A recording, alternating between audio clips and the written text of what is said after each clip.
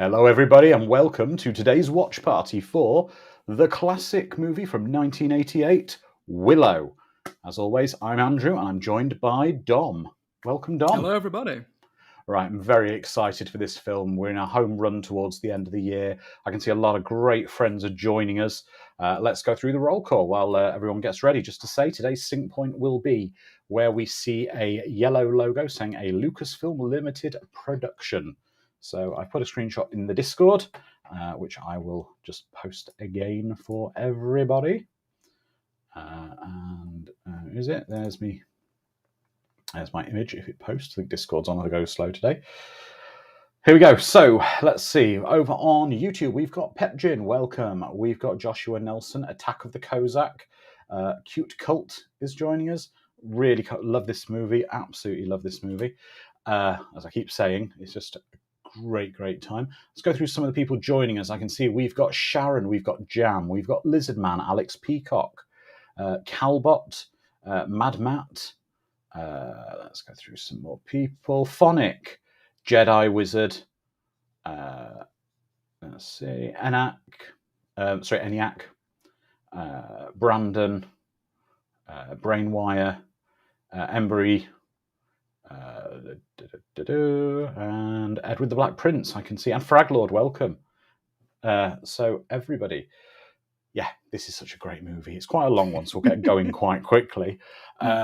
So, as we're getting into this, let's do the countdown, and we'll start discussing where we first saw it. So, on the count of 5, 4, 3, 2, 1, press play.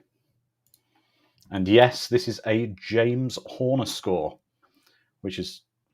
Always in for a treat. Well, Dom and I were discussing this before the watch party started. The pedigree of everything going into this movie, it had a lot more right to be massively more successful than it was. I mean, This movie, we're talking written by George Lucas, directed by Ron Howard, starring Val Kilmer, who was an A-lister at the time, ILM doing the visual effects, obviously, it's a George Lucas movie, and James Horner doing the score. I mean... It is epic, exactly. It is absolutely epic. I love this movie. Dom, when did you first see it? I'm pretty sure I first saw this when I was in the womb, maybe. But I remember seeing it on TV. I remember actually catching the end of the film on TV and asking, what is this movie? How can we watch it? And I think my sister had like a VHS, and we watched it a couple of times. I used to love, I still do love, like sword and sorcery kind of stuff. Yeah. So... I have nothing but fond memories of this film, which is odd because I have barely any memories of this film. You have barely any memories. Barely any, but all of them are warm and cuddly, so it can't be horrible. Definitely didn't deserve Razzie nominations. Brandon's saying we get a heads up to hit play. Brandon, we're 1 minute and 45 seconds into the movie, my friend.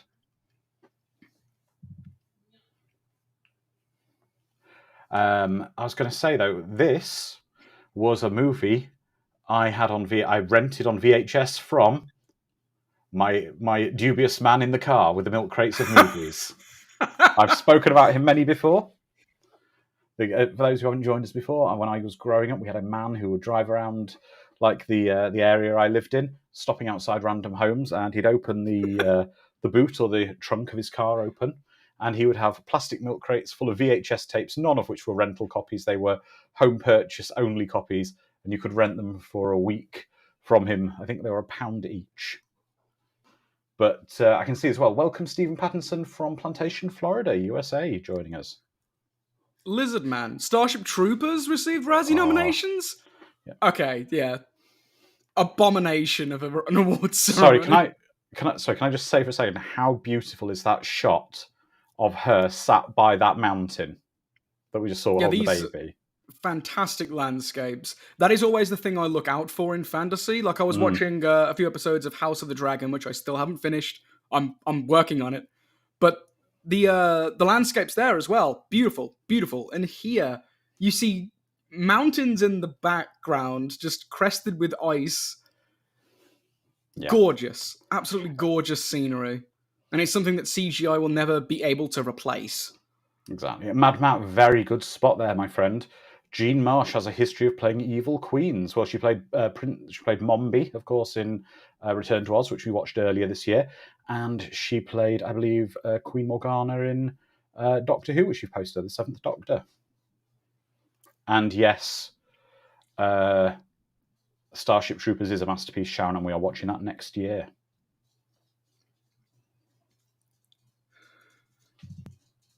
And saying the actress who plays Willow's wife is so adorable. It's interesting because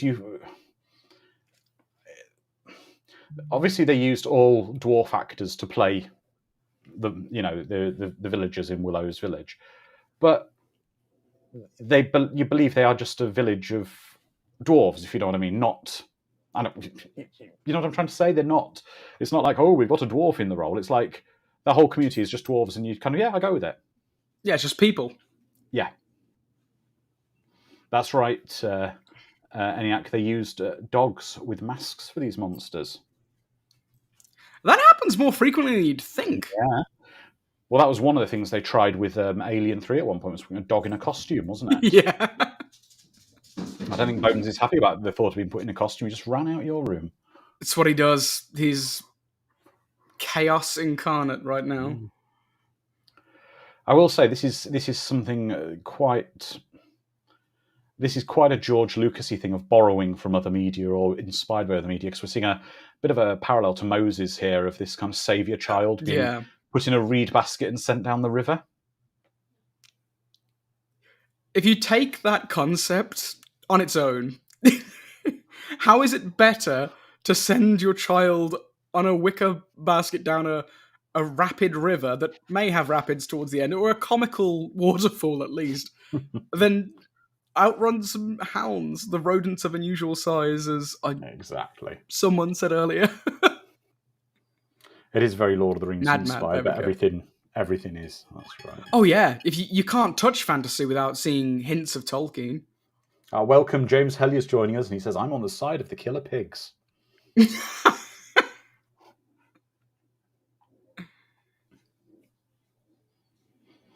you know what I like about Ron Howard's career, though? He's not afraid to stick to one genre. Sorry, not afraid to. He's afraid of sticking. No, he's not afraid. So he's not afraid to change his genres. Definitely. To say Ron Howard is a very particular, genre director is just nonsense. Yeah. There we see young Warwick Davis. It's worth noting, though, that in here, as an actor, he was 17 years old when he filmed this. Talented bloke. He strikes me. I believe one of our amazing community members actually met him, but he does strike me as a very approachable and nice chap, nice gentleman. Is this his voice, or is he dubbed?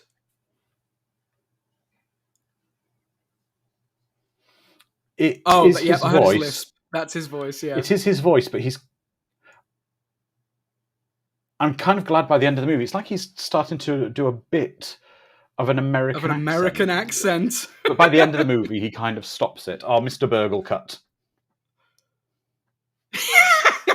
I feel like Mr. Burglecut sometimes.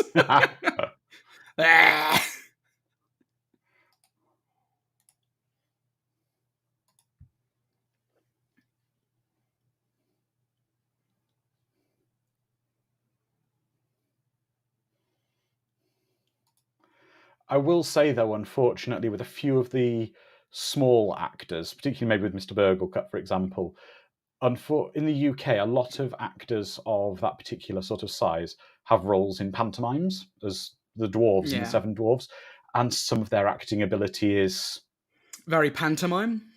Especially Mr. Burglecut. Yeah. But very pantomime, but it's a British tradition. In a sword and board fantasy film for all ages, you have these overly caricature-esque characters, and you need them. Especially in something so whimsical like this. Yeah. certainly isn't Game of Thrones, where you have No. subplot under subplot and characters within characters. I'm also admiring Willow's kind of perm, kind of weavy perm he's got I going on know his there. hair! I was like, that kid's got such great hair. What I would say, though, is he looks more like kind of Frodo or Bilbo from the Hobbit books than the actors they had playing them. This is more Lord of the Rings looking to me than the big movie, I think. Yeah, this feels more like The Shire, 100%. Yeah. Exactly.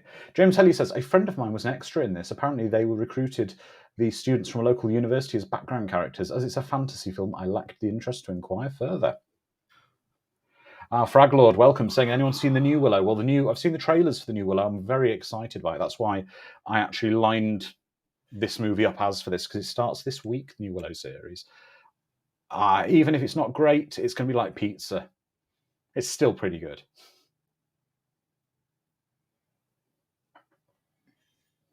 We've just been starved for fantasy for so long. Yeah.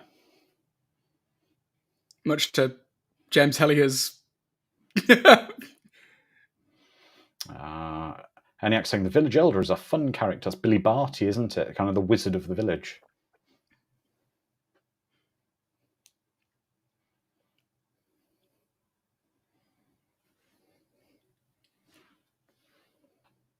I'll give another book recommendation towards it. It's reminding me a lot of the very, very early stages of Ursula K. Le Guin's Wizard of Earthsea book series, which hasn't had a decent adaptation yet.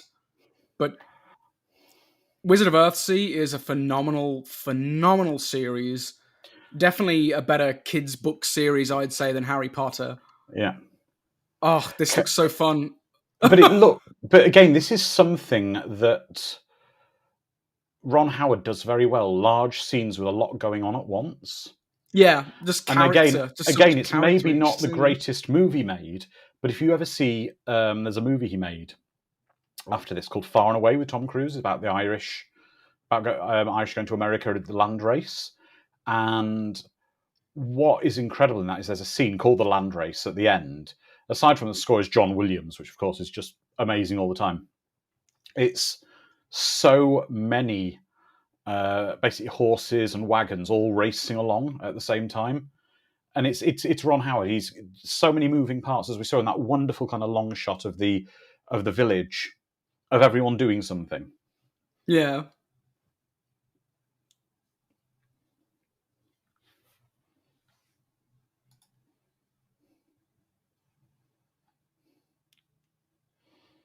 And I don't know if anyone noticed the band member playing the drugs, no, the drums even, was Kenny Baker, R2D2 himself.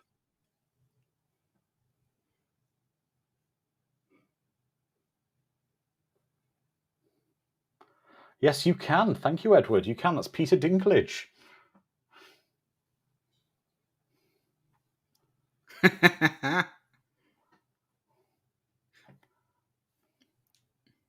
Yep, there he is.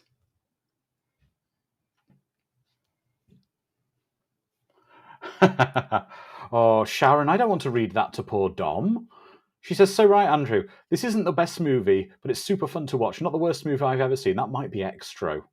Hey. We got us 4 Extra fans in the world. We finally got a nice chunk of Extra in Search of Darkness Part 3. Yeah, just to say as well, of course. Just to say, though, everybody, of course, got all the backers should have received their digital codes for In Search of Darkness Part 3, which we hope you're all enjoying at the moment. The highlight of the film, of course, is the Extra segment. Considering I was the one who had to upload them to Vimeo for everybody, you don't know how it pained me not to do an edit on the fly to put Extra out of them.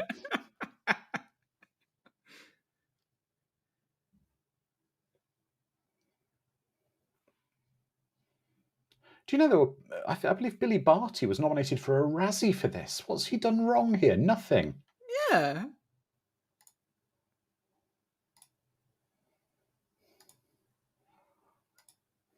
Oh. How can Billy Barty do wrong?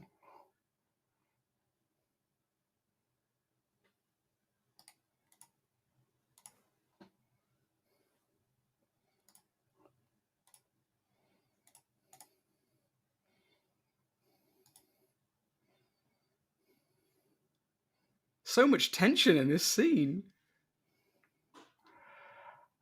I don't believe Billy Barty was the voice of Figment. You mean Figment from Disney, Lizard Man? I don't believe that's Billy Barty. Might be, but...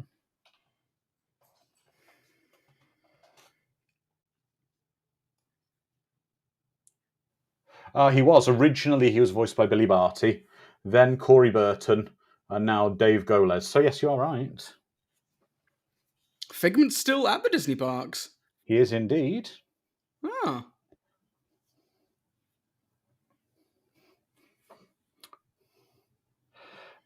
I just when I see the she genuinely looks terrified. That poor little girl.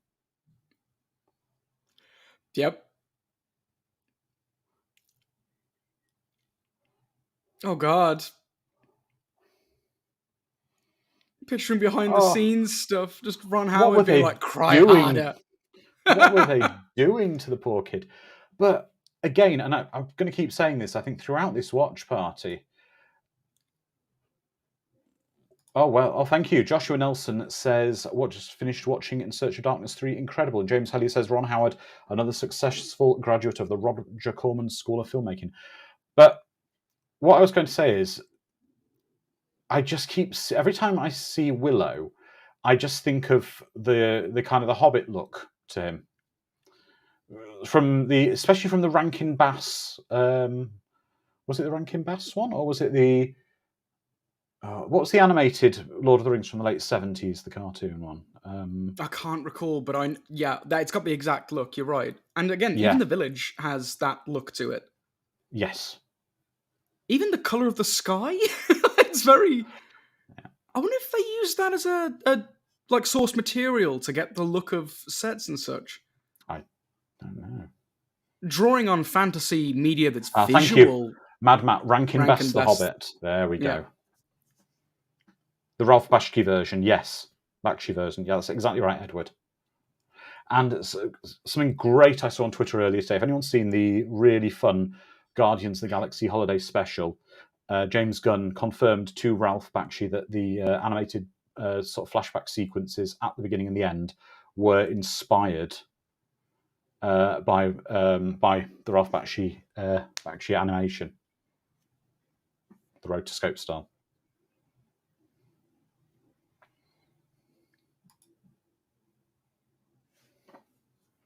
Thank you, Coop Colt. Yep, Ralph Bakshi.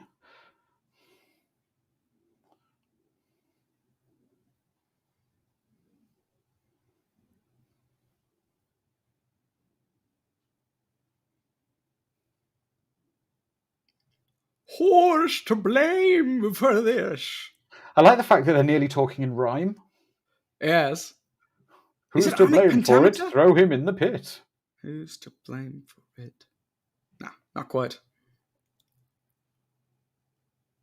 It does make her look like a nun, Sharon. One of the things I find very Charles Dickensian about a lot of fantasy fiction is how on the nose half of the naming conventions tend to be. Oof, good.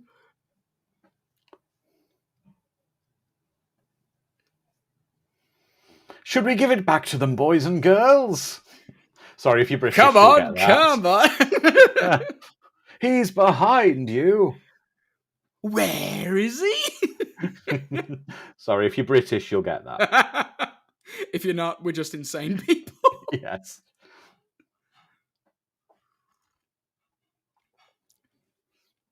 Yeah, agreed, Lizard Man. Fantasy as a genre can be very innocent even when it's really dark. Exactly. Especially from its origins, and again, very Tolkienian fantasy is all about very black and white, good and evil. There is definites in the universe, and that comes out in the characters. They are either very wholesome and good, or very evil and malignant and horrifying.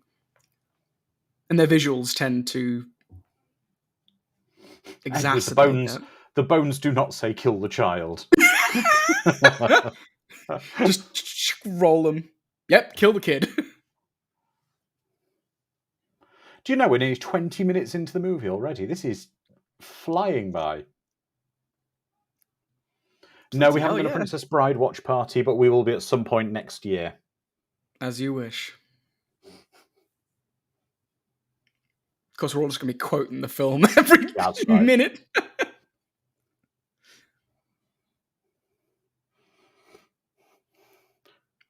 Who will join my guild? You've got my axe. You've got my spear.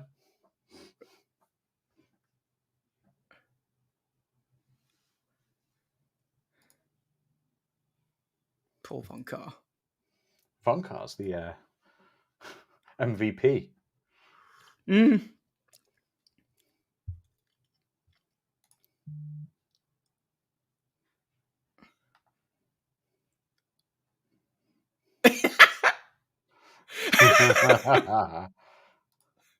There's the pantomime in him. That is, isn't it? That was a very George Lucas swipe then as well.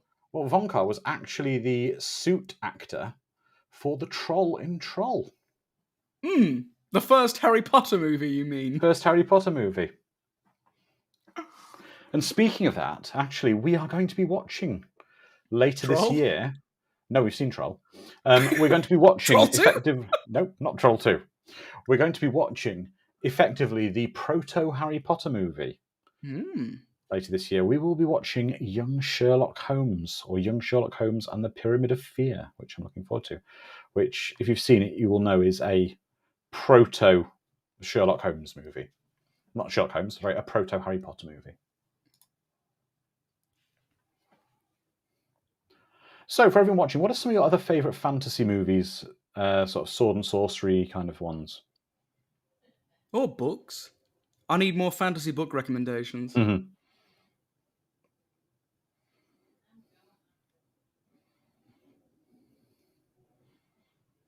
Oh, any Never-Ending Story. Yes, Sharon Labyrinth counts, yes.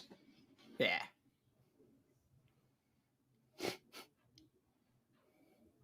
Brainwire, The Black Cauldron. Oh, Dark Crystal, Conan.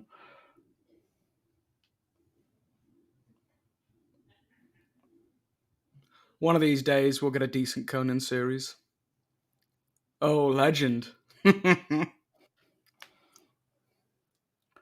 James Helly saying, I like Young Sherlock Holmes. Very typical affair for Barry Levinson. Yes, Lizard Man. Secret of Nim is a movie I am planning a watch party for at some point. Vampire Hunter D, I really need to watch and read. I've heard nothing but phenomenal things. Given I'm a huge Berserk fan as well, and it's got that DNA kind of baked into it, I need to see it.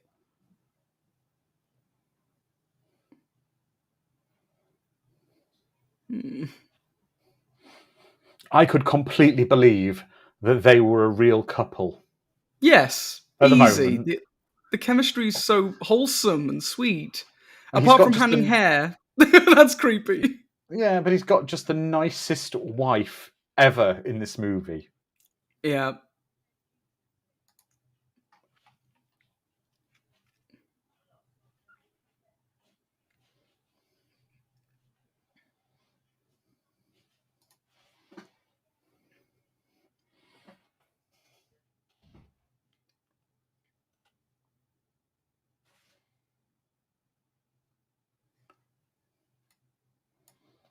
And now we're about to see some prime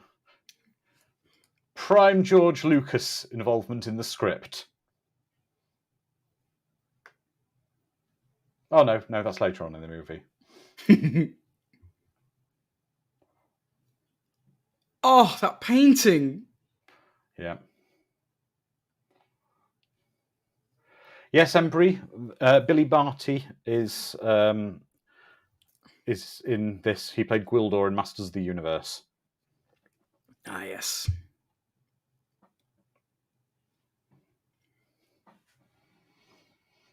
Oh, I thought for a second the baby was in the thing they just dropped on the floor.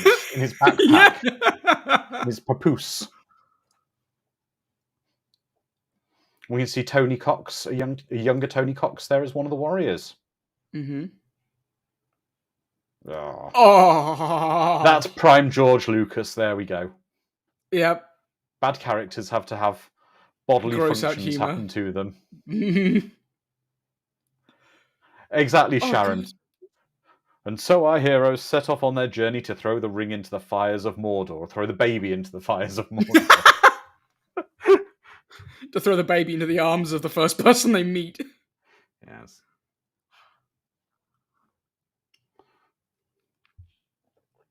I wonder if this is the villain. You know, the guy with a skull for a face. But again, this is very George Lucas. If we think she's the Emperor and that's Vader. Yeah.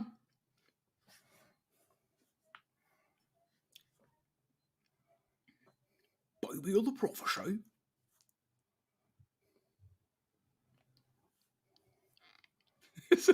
So this is Masters of the Universe. It is. Oh, it's Pat Roach. Thank you, Jen. Thank you, Mad Matt. Pat Roach, who of Yeah. course is another staple in a lot of our movies. George Lucas films as well. Cinematic baddie. That's right.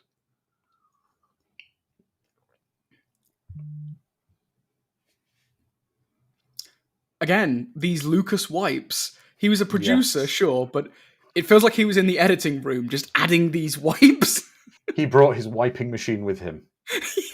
James Helios asking me, can we get a Robocop 2 and 3 watch party? We'll certainly be covering Robocop 2 next year as part of our watch parties. Robocop 2's alright. I'm not a Yeah. fan of Robocop 3. I have spikes No. towards Robocop 3. I know it's got a jetpack. Lucas's wipes come from Kurosawa. Yeah, definitely.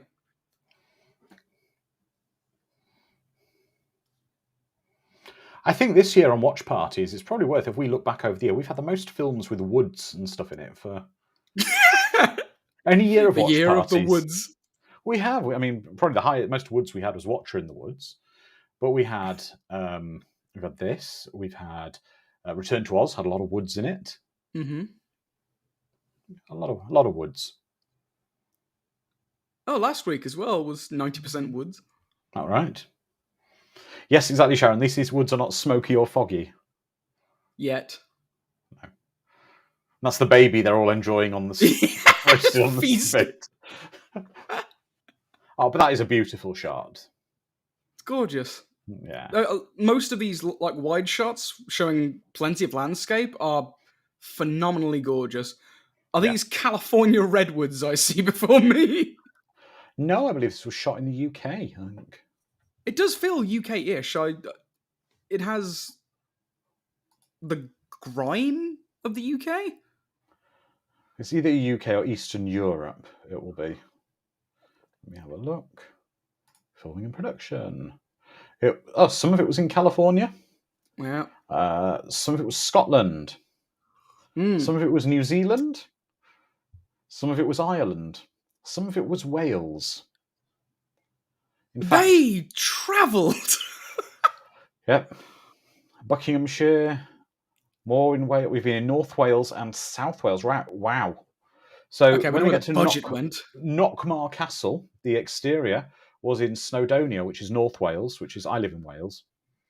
And then the interior of the castle, the exterior set for the castle, was filmed in a quarry in Gwynedd in Wales.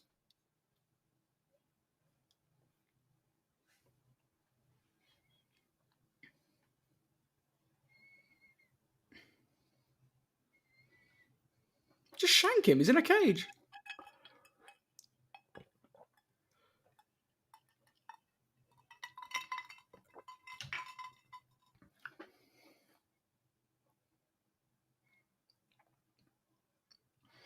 That's right.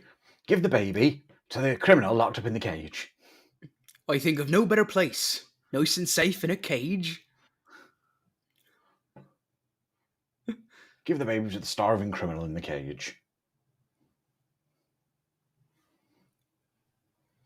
Pat Roach was also in Conan the Destroyer.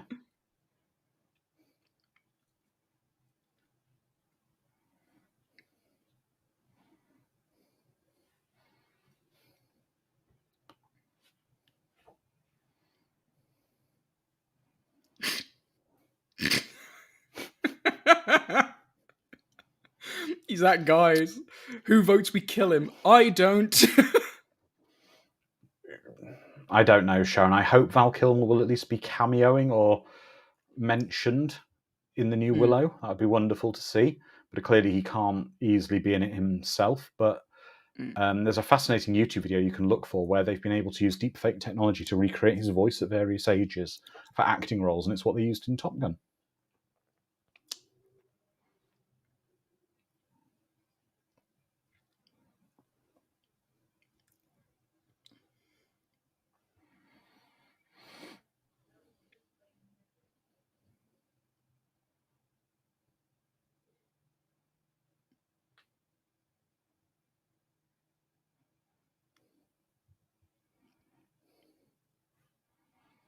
Burglecut is a scumbag lizard man.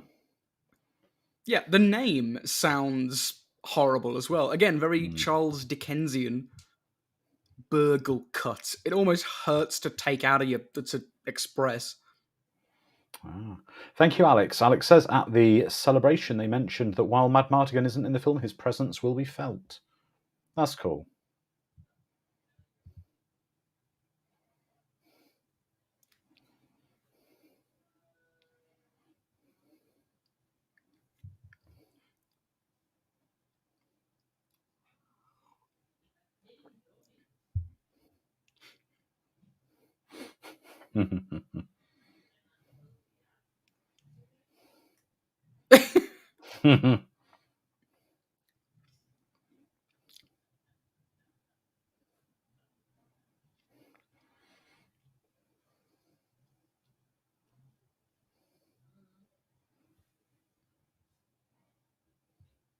One of the problems with filming exterior shots is, and there it is, the sun doesn't take direction very well from directors. No.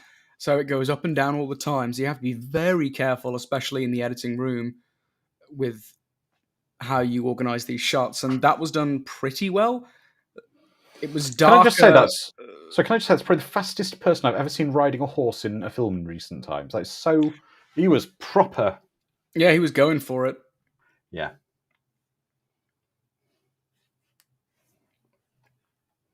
And you can tell where they are. That is cold. That is cold when they're filming that right now.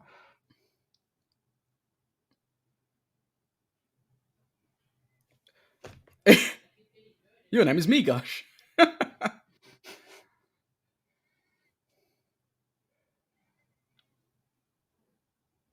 Yeah, he's going for it. Yeah. Oof.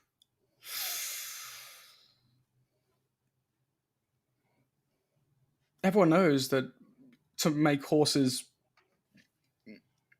sound, you just get two coconuts and clang them together. That's right. Sharon saying, Migosh, sounds like they had 2 minutes to come up with a name for a character. Come on, we need another name, George. We need another name. What can you think of? Oh, my gosh. Oh, my gosh. Yeah, got it. Perfect.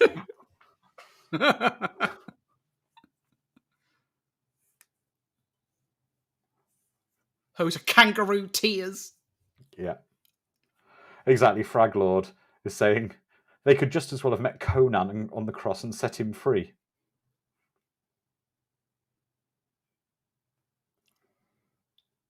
I'd love it if someone did an edit of edit together like Conan into this, and you see that's actually Thulsa Doom.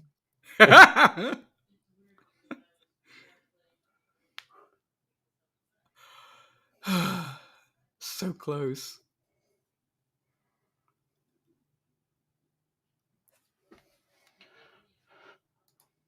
I've got to admit, though, I love this movie, and I think Warwick gives a great performance. I just wish he wouldn't keep half slipping into that kind of American accent for a few lines. Yeah, the faux American accent. Yeah. Come on, little Bobbin. So I think we can probably surmise that in the world of Willow, the term peck is a slur for one of the small people. This is something that often doesn't get done well, using vocabulary to help world build. Can we just say that's where Chuck Cunningham went? He joined the Chuck Cunningham joined the army to be directed by his brother.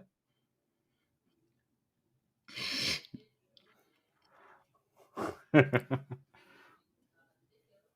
can name another watch party that we have seen that actor in? And another watch party starring his family member. Go for it. Come on, my community. Fly, my pretties, fly.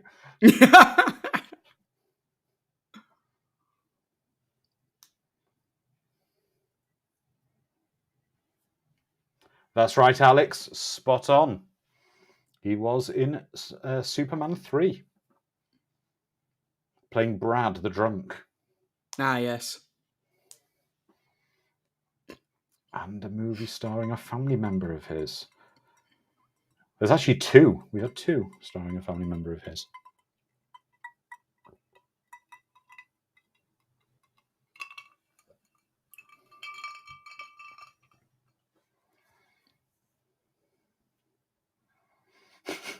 Lizard Man. Some days you just can't get rid of a baby.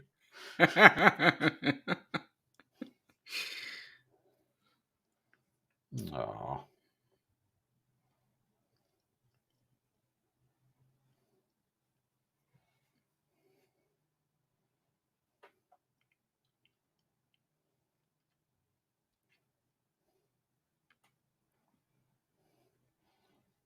I don't think, Migosh, you're a good judge of character, my friend. No, you're a good friend, but not a good judge of character.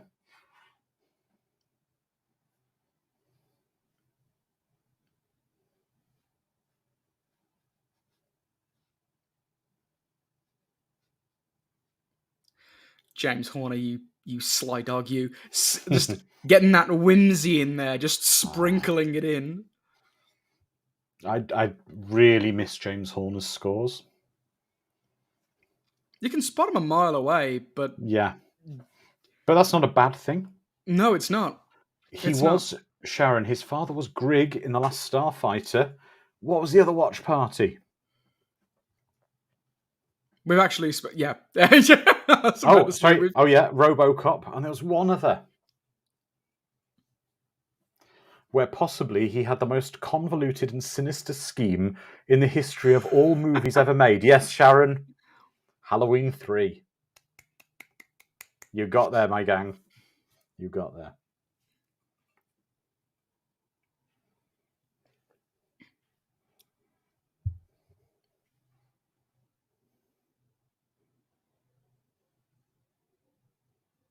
Mm-hmm.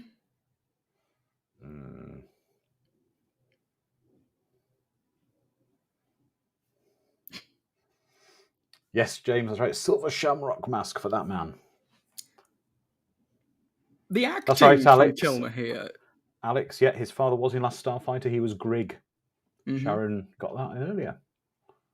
I will say Laura Dallin is just one of the cutest on-screen babies ever.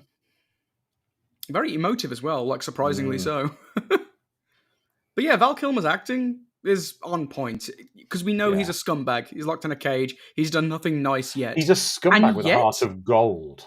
Exactly. You root for him, and that's all in performance. That inflection there, like when he called him Peck, and then it's Willow. I meant Willow.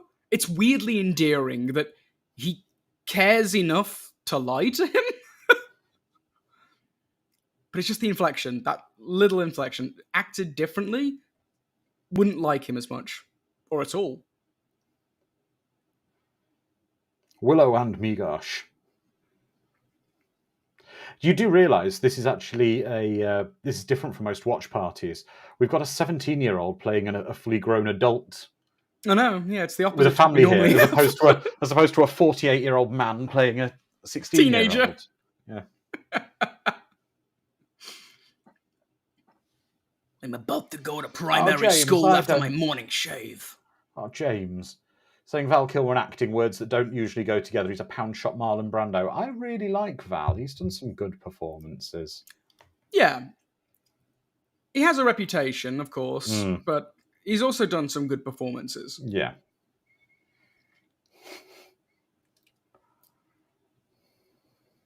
Now, this is what with the brownies in this film, I love them because it's a proper This is proper little sort of proper fantasy stuff. I get Ewok vibes from them. Yeah. 100%. The special effects as well, though. It's so adorable. Yeah.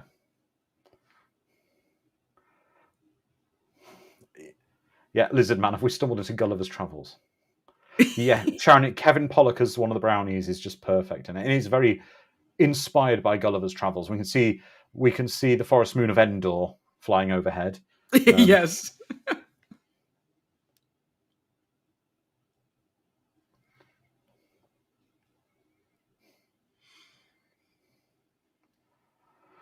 I do have to say, considering the age of it and the effort and everything, even though they're imposing him onto Willow as he's being dragged around, and it is visible because of the age of it, but at least they're accurately moving him around and it looks pretty decent. Yeah, the composition is consistent at least.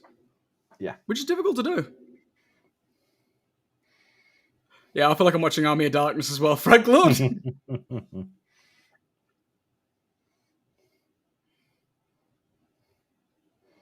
They're going back into the Ewok village. That sounded like gremlin noises then.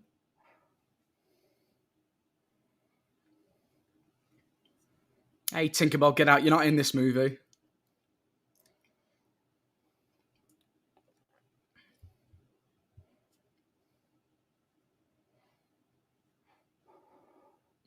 Why does that look a bit like Madonna?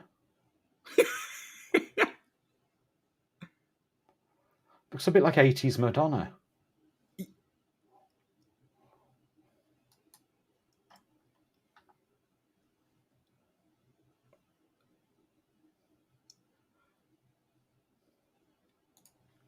Not at all like Lord of the Rings. If you give the baby to me, I might be corrupted and have...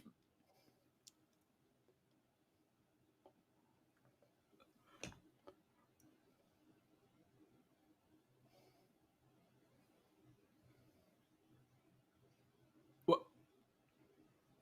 You'll find the power inside, Willow. We believe you. Yes. Maybe the power was the friends we made along the way. That's right. Love was the ultimate power. That's the power of love. Oh, gosh.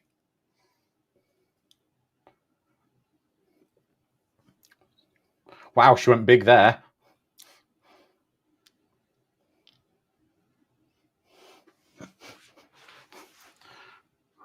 Hey, Fraglord, that's a good idea. Maybe we could have some official Creator VC snacks that could ship out for people, including fantasy brownies and sci-fi robot pudding. The baby formula that Robocop eats. Edward, saying you can't just go on some suicidal quest because some illuminated woman told you so. Right, what I would say is, unfortunately, that's life. What about if some blubbery wench throws a sword at you? Yeah, that's right. Rayman, if you're using your phone, how do you watch? You can go to the link on YouTube and Watch Party Schedule. You'll be able to see myself and Dom, which possibly you can't even hear if you're not on that link at the moment. But you will need your own copy of the movie to watch along, because we can't stream the movie online due to copyright reasons. In Search of Edibles is a different franchise. It really is.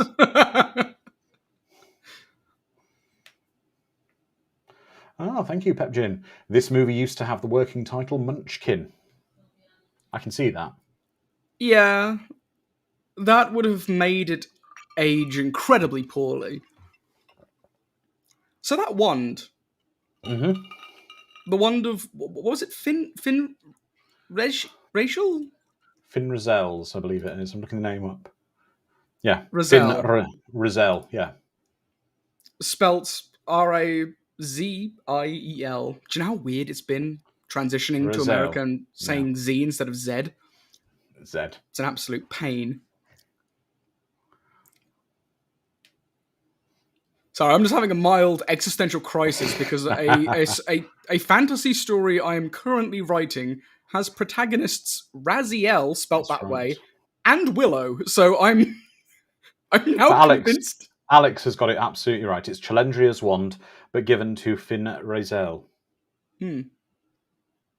Raziel.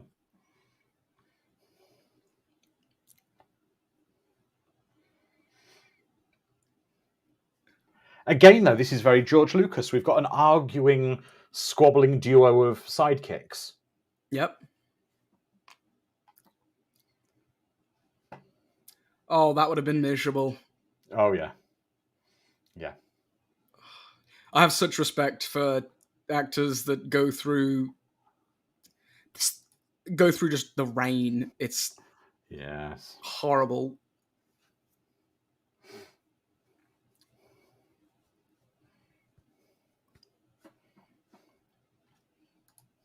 That looks weirdly inviting and hostile at the same time. Yeah. Like the yeah. exterior looks kind of nasty, but Sharon's- also in comparison. Sharon's saying, "How about getting the baby a buggy? I wouldn't carry her the whole way." Yeah, but I don't think they've got Walmart in. Even there isn't a Walmart. Nonsense. Down the street a couple of roads, there'll be a Walmart. Yeah, the look on that baby's face with the creepy men. Mm-hmm.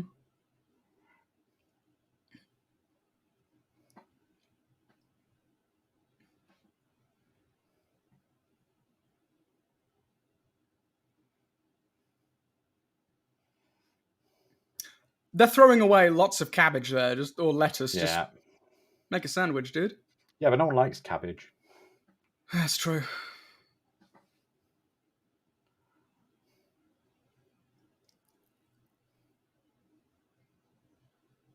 I want to see the way that they're moving the backpack on his back. Yeah. I genuinely am hoping that the brownies reappear in the Willow TV show. I really hope they are.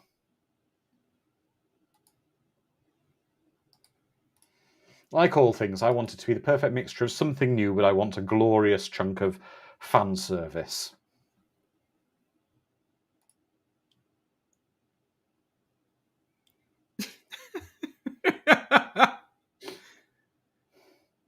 Apparently that's a thing. Cats do manipulate brains of people to make you like them more. They are evil, sinister creatures, and they're adorable. Ooh, that ale looked closer to urine. Well, thank you, Alex. Alex Peacock confirms that they're in for at least a scene as Kevin Pollak is in the trailers. I've been deliberately trying to avoid some of the trailers.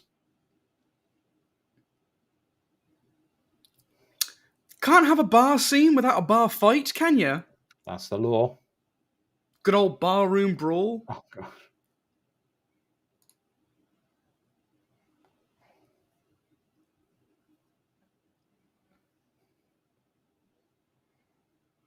That's okay, Alex. It's not spoilt anything at all, my friend. Don't worry.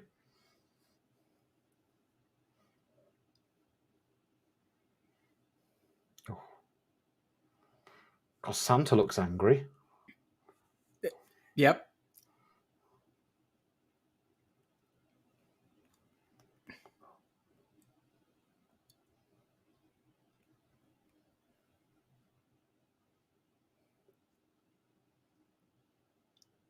Okay, this is not appropriate, Lug. I'm sorry to say, Lug is now in my... I had high hopes for Lug. He's now in my movie scumbag list. You had high hopes for Lug? Why? What part of his personality gave you any hope? Waltz is in, kicking the door in. Where's that man? I'll kill him. I'm sorry? Oh, I didn't realise this. Right. What, that the pickup line wanna breed doesn't work? No. Right, Lug is a British TV legend. Oh no. The actor who played him. He played Big Ron in EastEnders. Not a big EastEnders person. So I don't know who Big so if Ron is. you're British and you watch EastEnders, which is a Major TV show over here. It's been running since 1985, I believe. So Oh yeah, it's nearly old one. 40 years it's been running. He played a semi-background character called Big Ron in it. It's a soap opera.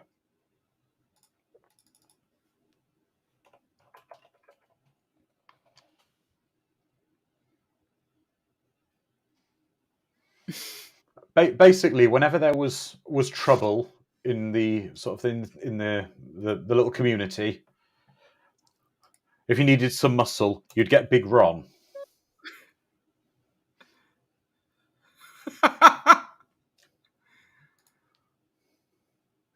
That's right, James. He was. He was also in the Dimensions in Time special. I'm loving this score, this James Horner score here again. Oof. He's not a woman. Yes, Blug, we're aware. Go back to whatever pit you crawled out of. Can we also say how awesome that stunt appears to be, where they are acting while he appears to be going significantly fast on a horse, on a horse and carriage. Mm. I'm sure they were maybe on the back of. I don't know if they were, because that looks to be Val Kilmer. It does. Exactly, Pepsin. Real physical sets, real physical stuff happening with it. Again, George Lucas, this is Indiana Jones type stunt work, and I bet if I looked, a lot of the stunt crew would have been the Indiana Jones stunt crew for a lot of this. Most likely. But this is what I want from a fantasy movie. I want this kind of fighting on horseback and carriages. This kind of... It's a car chase scene, but fantasy. Yeah.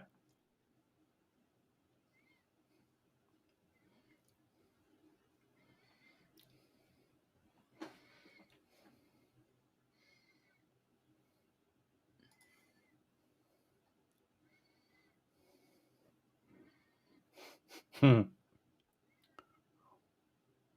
gotta have some swashbuckling in your sword and sorcery. That's something I hope the new D&D movie does. Well, Lizard Man says, I love you, good ye olde cart chase.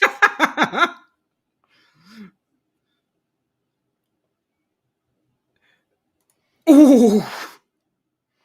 Yes, Edward, exactly. It's got more stuff happening than Lady Hawk did. Lady Hawk was a slow burner.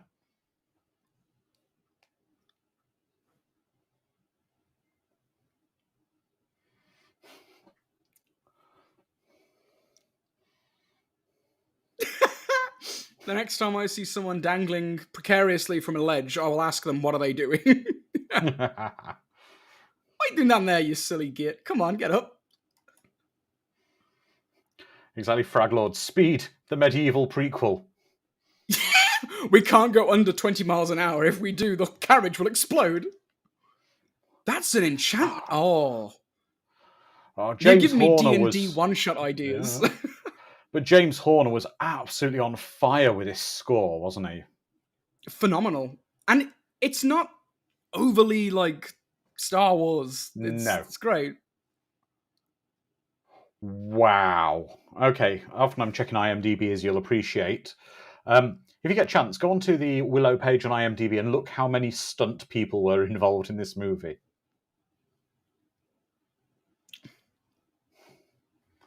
It's...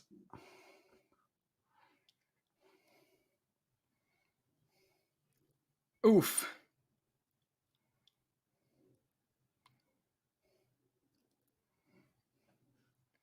Yeah, out-of-time Western movie, for sure. Yes, exactly. Yeah, but... I'll welcome J.K. Nelson. But be honest, who would rather be watching this than basically seeing Vin Diesel put his foot down in a chase sequence and flames shoot out a car exhaust? The Fast and Furious movies are at least experimental. It's not really comparable. No. I would like to know where they're planning to go with the next Fast and Furious film. Could have gone to space, maybe through They've time. been to space, exactly. There's the Wilhelm scream.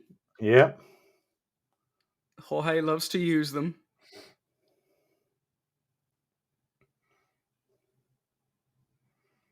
That's really nicely done, where they're kind of just jumping off the back of the cart. Yeah. What I like is they're not afraid to It's put a ninja in. star. It's the fact they're not afraid to put in like little effect shots for bits they don't have to put in. Yeah.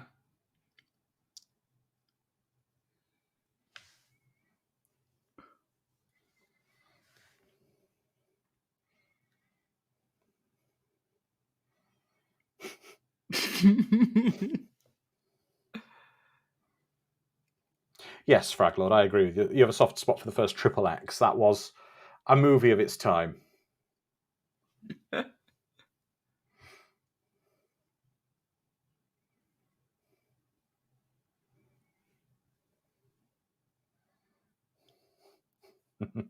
Lizardman says the era before seatbelts and baby seats was a dark time for toddlers.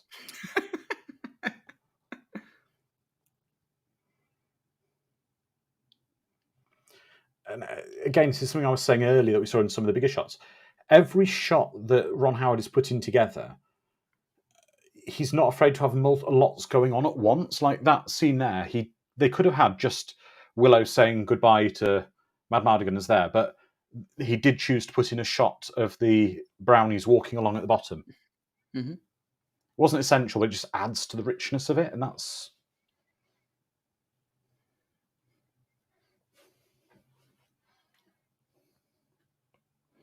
There are a lot of moving parts, especially in the action set pieces, like the cart chase that we just had.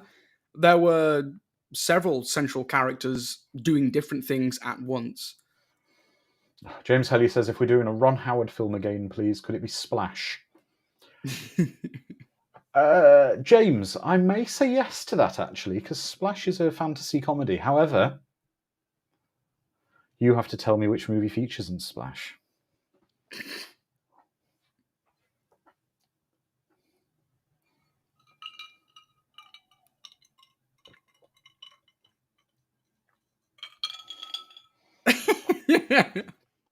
Absolute married couple, this pair, They are. aren't they? Great. Is he wearing a rat?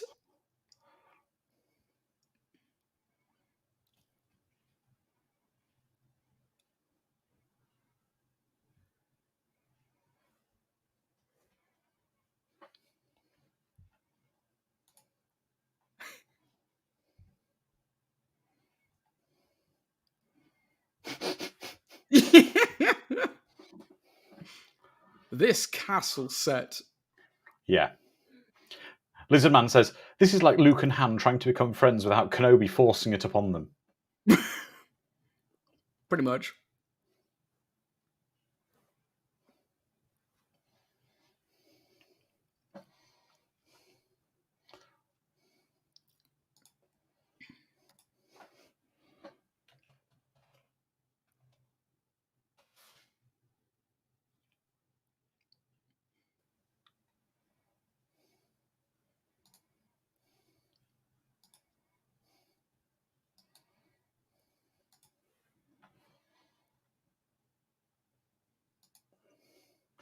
I don't think James is going to get it, but these are the films that feature within Splash. I'm just posting in our Discord, and then when we zoom in on it...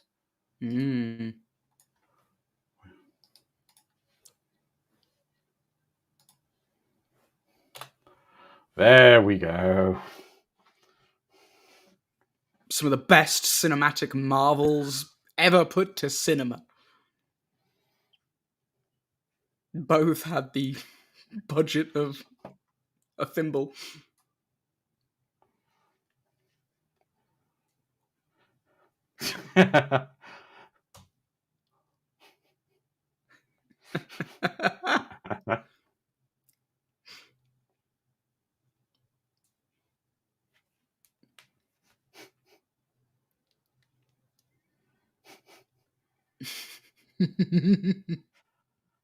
Oh, Mad Matt says, so Dom is an extrovert. That's accurate. Oh, Calbot, that's mean. One did wonders with that budget. The other was Extro. Cinematic masterpiece. That is a beautiful shot there.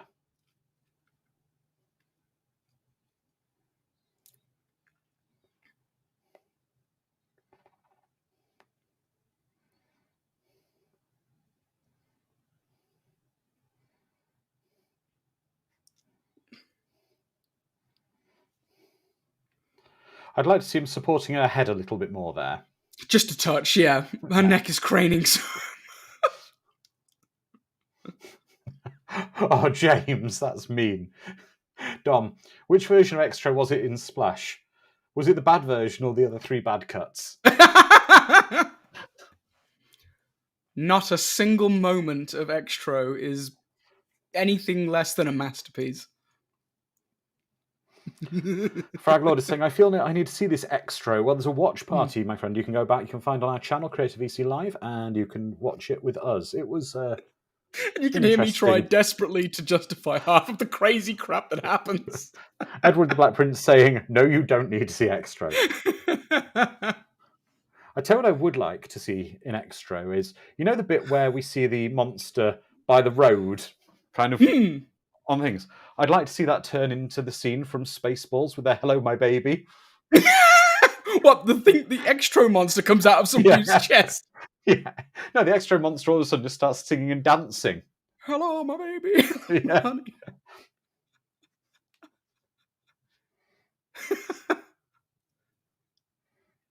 Your mother was a lizard. Oh, I couldn't leave her. No.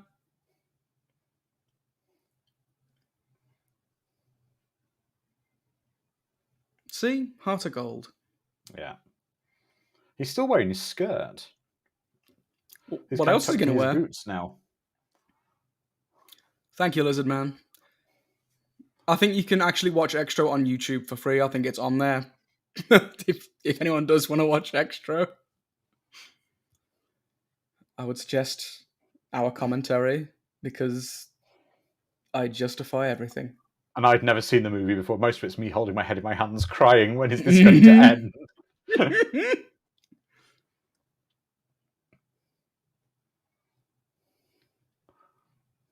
It's uncanny. It's uncanny that.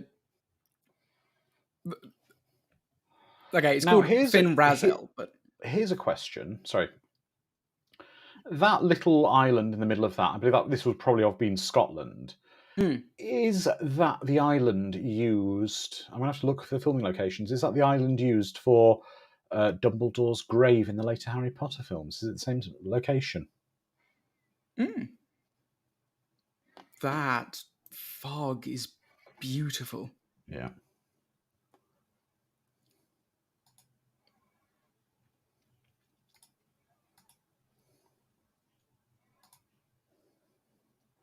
The subtitles are messing with me.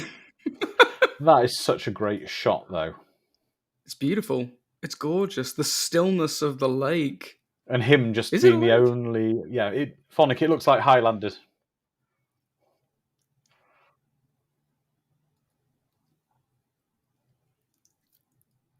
There can be only one.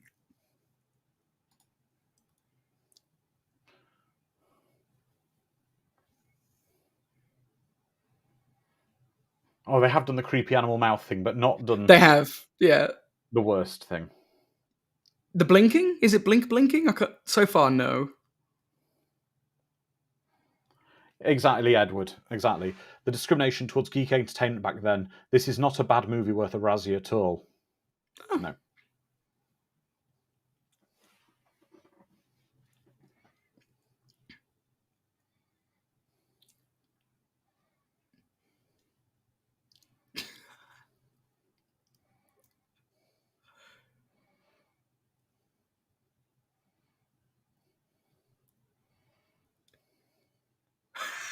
How high were those edibles?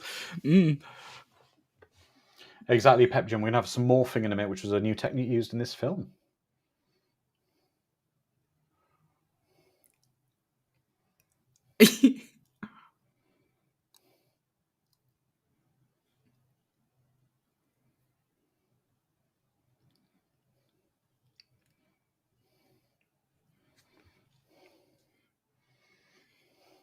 Yes, Frag Lord. It's like Luke finding Yoda, but in Nim. Oh, Mm-hmm. he's not having a lot of luck today, is he? They've now torn his dress. They pulled it out his boots.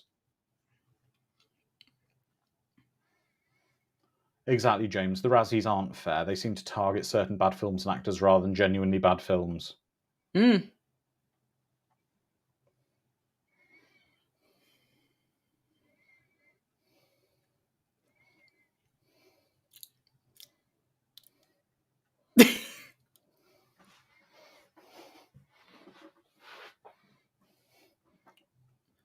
Does he just put a slap of makeup on there? They'd never know. Exactly. Some Kid'll be concealer. fine. Mm-hmm.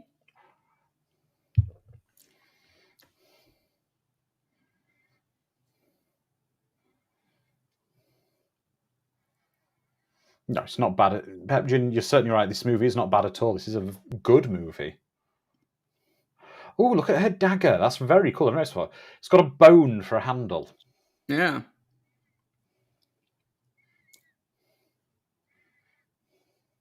This is called foreplay. Yeah. Well, Sharon's saying he looks like Conan before the bulk. Well, with that pink and the skinny frame, he's Prince Adam before he lifts his sword.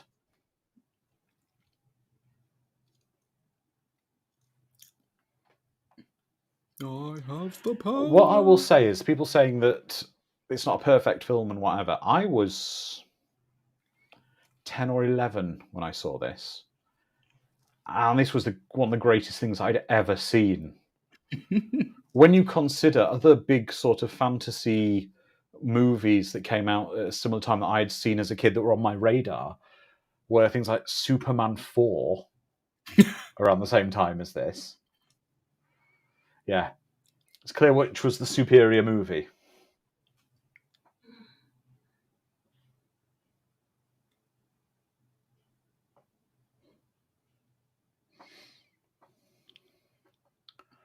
Klaatu.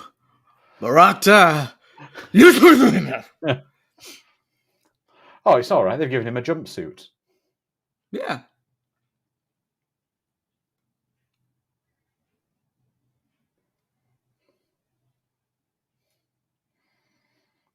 That's our word.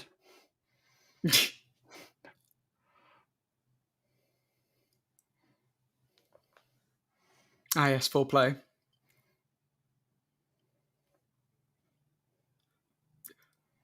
It's exactly, Lizardman. Everyone's so racist to little people in this world.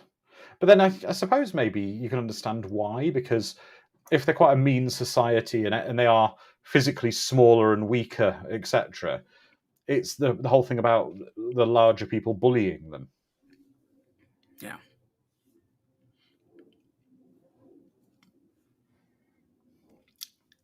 And here's where we see more of his kindness. Didn't have to pick up Willow at all. Oh, here's Darth Vader. Or Skeletor. Darth Skeletor.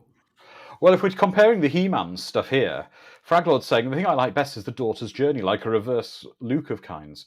Is also very similar to Adora in the Masters of the Universe mythology.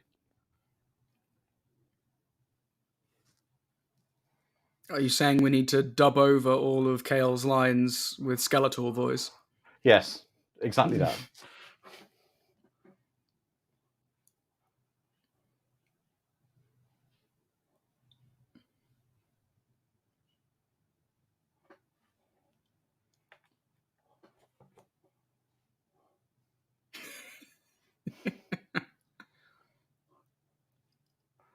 So we're going to leave the dwarf with his magic wand in a cage next to the powerful sorceress, because it won't. What could happen?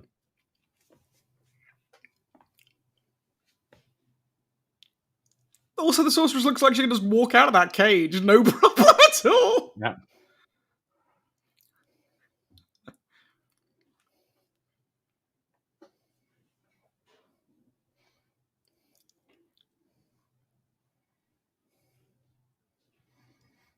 Yes, James, exactly. What this film needs is the headmaster from Back to the Future and Masters of the Universe with his shotgun.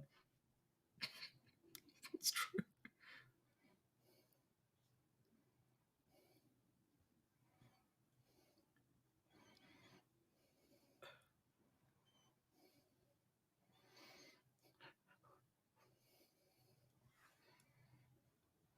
You don't believe in magic, do you, Mad Mardigan?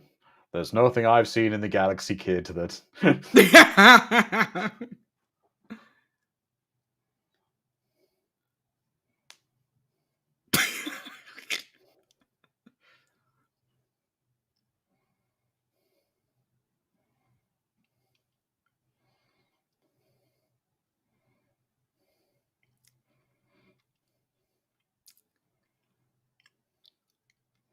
I am too.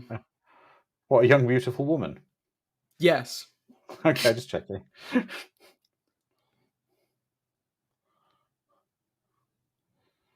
Oh, there's something about some of the practical morphing in this, which is just horrendous looking. Mm-hmm.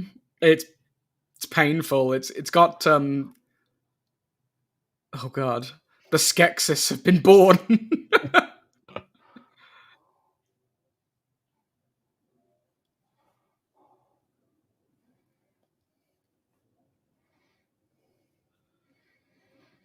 What do you mean you don't believe in magic?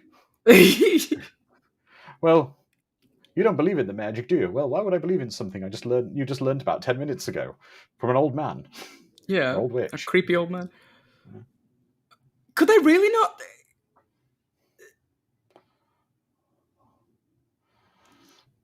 Well, we've got Lizardman saying, my mom would hate this. She hates morphing. She's not a Power Rangers fan. And No. Edward the Black Prince saying, a bird is better than a rodent as it can fly. True.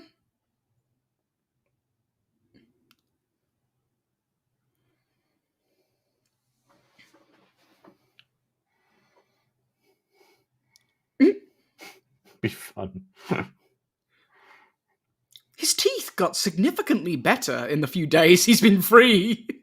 But maybe that black root he was chewing helped. Because they used to chew yeah. on like licorice and stuff in medieval times to help clean teeth. On roots you'd chew. I know, Fraglord, it was very sad we lost a Power Ranger. We lost Jason David Frank in the last week. Yep.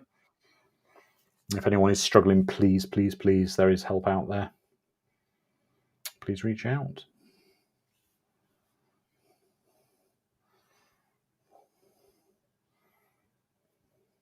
At least they kept her nice and warm. Yeah. Yeah, but I think that's probably the fear of Queen, what's her name, wanted the baby intact so she could perform her magic on it to purge its soul, so they don't want the baby getting to her not well. True.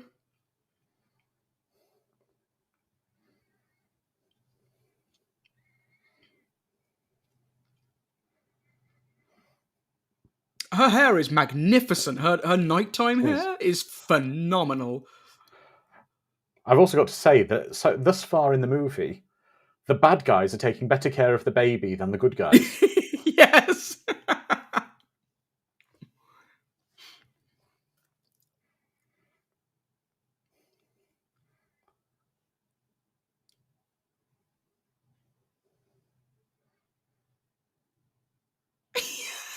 No, Mad Mardigan, no. Bad. He is under the influence of magique, so yes, we can forgive him this transgression. Also, he doesn't go through with it. No. That's a good question, Fraglord. Who is the best evil queen in film history?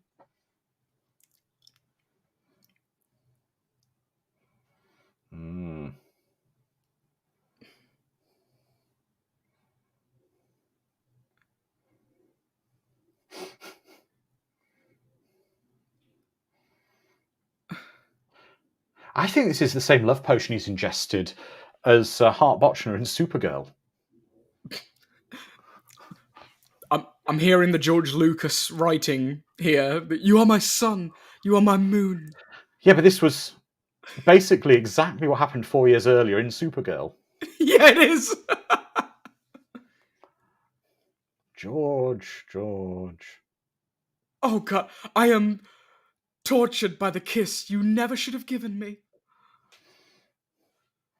On the sand. It burns me and sand. stuff. It's coarse and... Oh, God. Do you ever say the sand about hating sand because it's coarse and hot and whatever to your wife? Since you live in Vegas, you say that to your wife. Always, every chance I get, I quote the prequels every chance I can get. Yes. And your divorce is happening.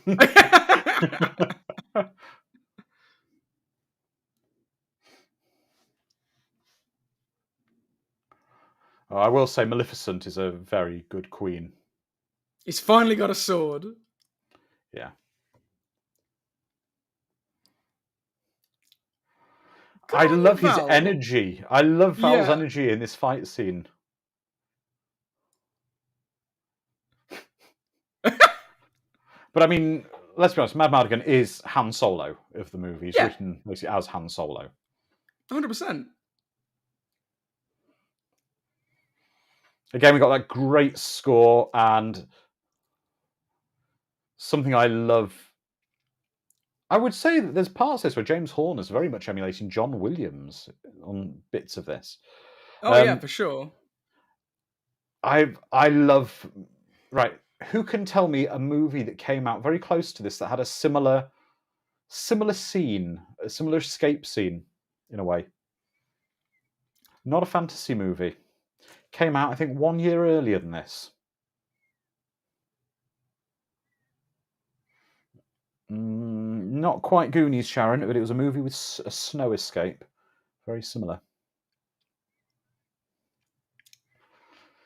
The cool James Bunnies Hellier prequel. over on YouTube gets it. Living Daylights, where James and his love interest escape on her cello case. All I was thinking was National Lampoon's Christmas Vacation. 1989 for Christmas Vacation. Yeah. Grease the bottom of that. Yep. Yeah, they're going to see the Griswolds coming down. Lizardman and I were on the same wavelength. These are phenomenal shots. Yeah, they are. I'm assuming they must have had to carve some of this out of the ice full size for certain sort of amounts of sledding to go on, because it does look to be full size. It's really, really well done. Oh, that's a bad dummy. Oh.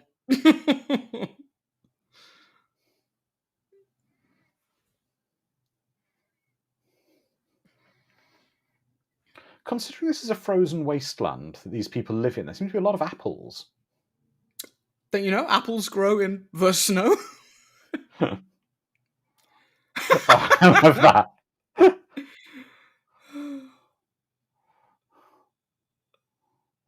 You know something, though?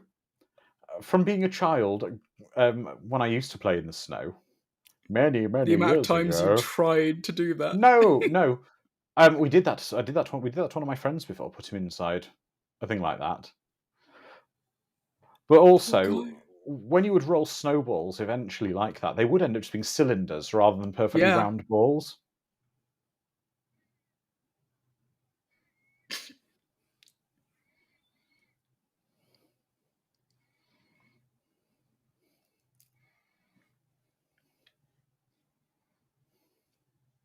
A handful of them. Yeah.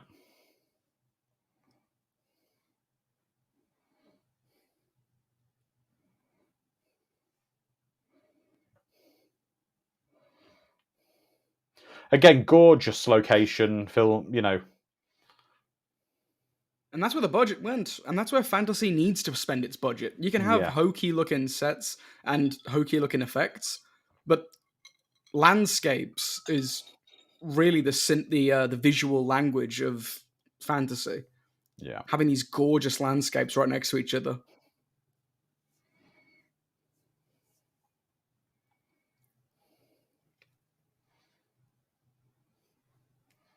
How is her hair still fabulous? Ah. I've got hair envy in this movie of a baby and several other people. Well, Fraglord's saying, imagine a time where they filmed in real places. Imagine. Yeah.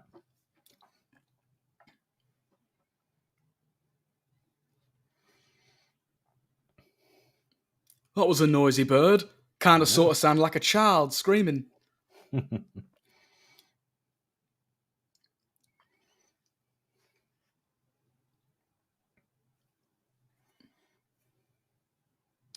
Lizardman saying, if they could afford the makeup, I'd like to see the army in this made up of orcs. I see them more as a Conan type army where they are putting the animal skulls on their faces and. Yeah. Yeah, orcs could be cool.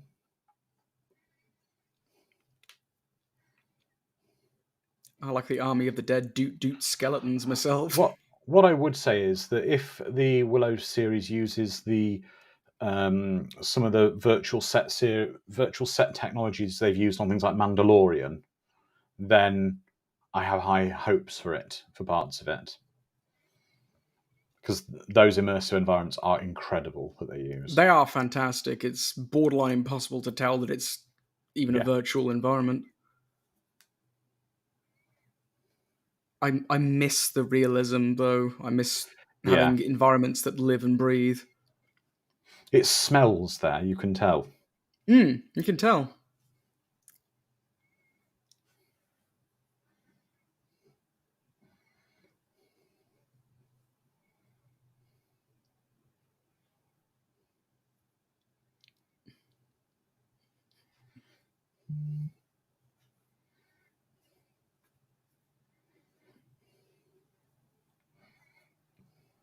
Hell of a scream. It is.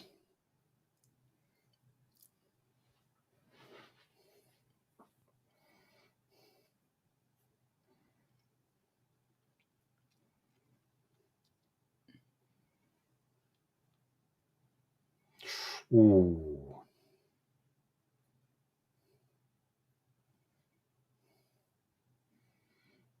He's a scoundrel, a rogue, and a smuggler. But damn it, we love him anyway. Exactly. Laura likes him, and she's a good judge of character. Yep.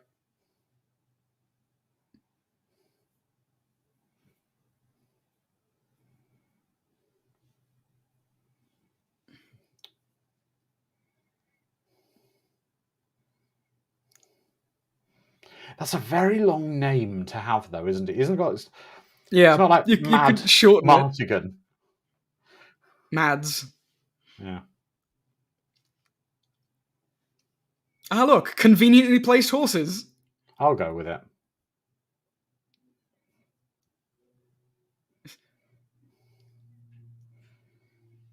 That was quick. Wow. Oh, look at Willow. Yeah. That's how I used to have to mount horses when I was a kid. Yeah. I had a pull-up bar. Very, very strong Star Trek Wrath of Khan vibes on bits of the score there, which, again, I'm fine with. Do you realise, guys, we're over 2/3 into the movie now. This is just a phrase we use again. This is another movie I would say is hauling ass. Yeah, it moves at a very good pace. Yeah. And I'm trying to think if you could have a different edit style, because you got a lot of those Star Wars wipes, and it works so well in this kind of this pace of a film. Very similar to Star Wars itself. It goes and it moves so quickly. Location hopping. Carl says action-packed. Yeah, at no point does it feel slow or drawn down. No. It moves well. Again, this is gorgeous. Clearly not a real-ish plays, but oh, it's phenomenal.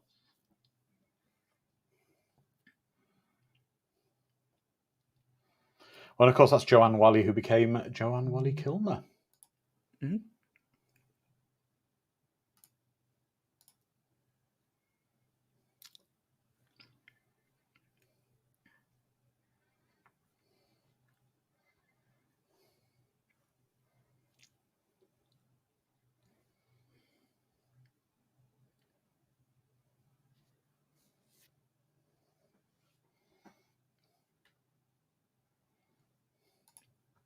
The horse is there, like, oh god, why do I have the lovebirds on me back? Yeah.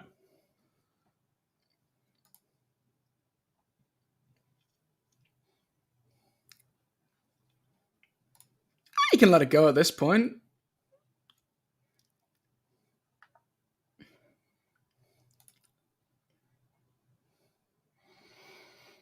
The thing is, the love connection between them here is quite kind of real, because the actors did fall in love on the set of this movie. Like Sharon said earlier, it's just flirting. They've been playing the long flirting Yeah. game. I mean, who doesn't get together with the first person who holds a knife to your throat?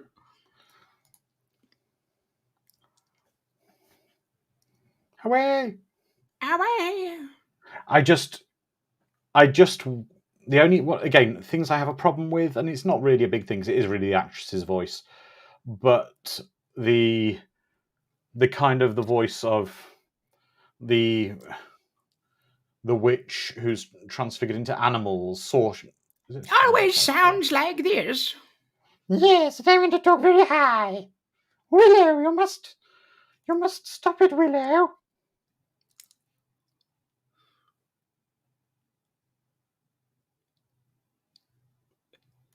Yeah, I'd have preferred, like, I don't know, Midlandsy kind of Brummie accent. You're right there, Willow. Come on, love. Let's get going.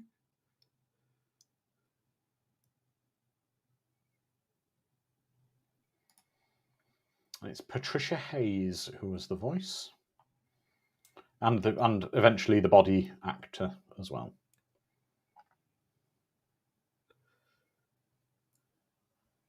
As Finn Rizal.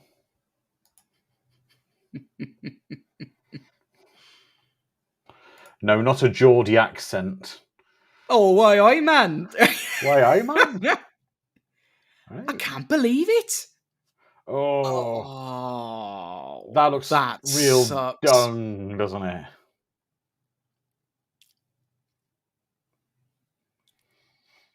And now we're going to start getting into the nightmare fuel element of this movie. Ah, yes. Where things start getting very dark and...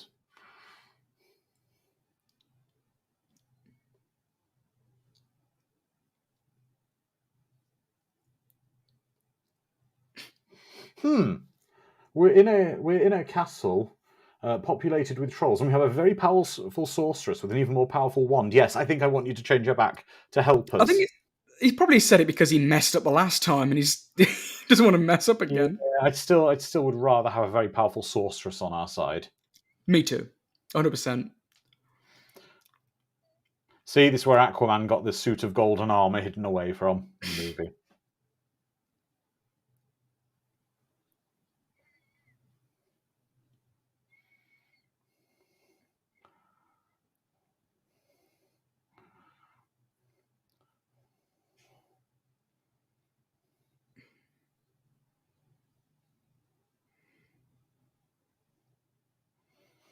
Why not teach him to actually do something powerful with the wand?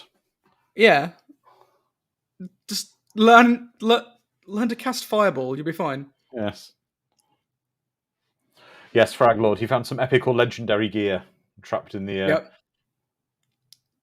Yeah, it had a purple name underneath it. Got the full set as well, so we got a set bonus. That's right. He found a sheath for the sword. Yeah, meteor shower. Oh no, that's like a meteor shower. I think destroys miles of land, if I remember correct. Oh, this set looks adorable. It looks like Yep. what's that Nickelodeon show? The Hidden Temple? Willow must be pretty strong if he wound that winch down on his own. Yeah. The catapult. Right, right, they've got an axe there. There was an enormous gap in between the door with a single piece of wood. Nah, gotta chop the trees down instead.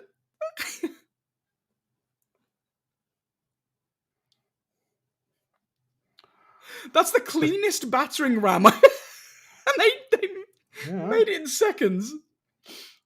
Oh, there's something about the trolls climbing around like this, like the Wheelers in Return to Oz. Yeah.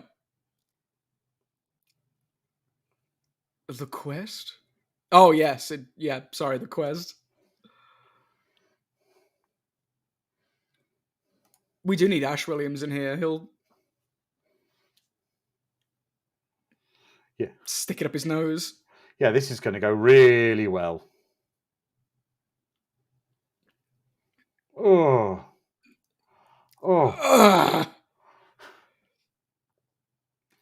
Oh, God. well. Willow, what have you transfigured it into? And that's how we got the thing, everybody.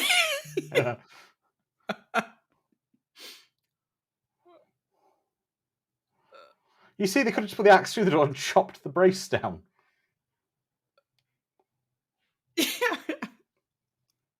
I love the fact Mad Madigan's turned into a one-man, basically Rambo, medieval Yeah. Rambo at the moment.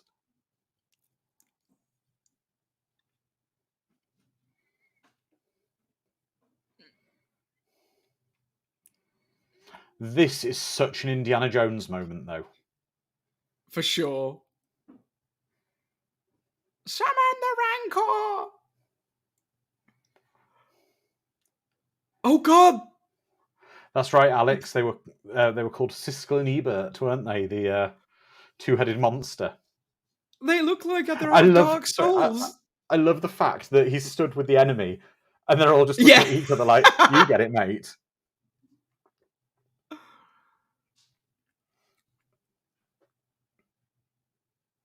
They are the Elder Serpents, 100%. You just flung a love helmet at a dude. I just love the fact that Willow, with the wand, he made the problem of the trolls significantly worse. Oh, yeah.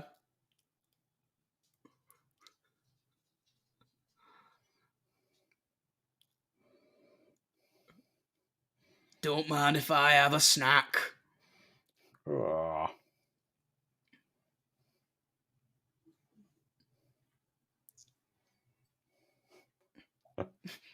Yeah, Lizard Man saying, "This is the funniest castle siege that I've ever been to." The goat has You know, the same kill count as the troll. Well, the troll. Do you know what the? Oh, that's pretty awesome. But do you know what the trolls remind me of as well? The infamous episode of the Twilight Zone with William Shatner, where you've got the creature on the wing of the plane. Yeah, terror at 50,000 feet. Yeah, they call it like a gremlin or something in it, don't they? But it looks very much like those trolls. There's a gremlin on the side of the plane. But there, Willow's acorn did exactly what it was supposed to do.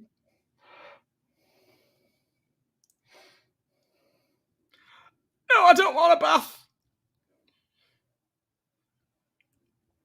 The fact it eats its friend, or what was.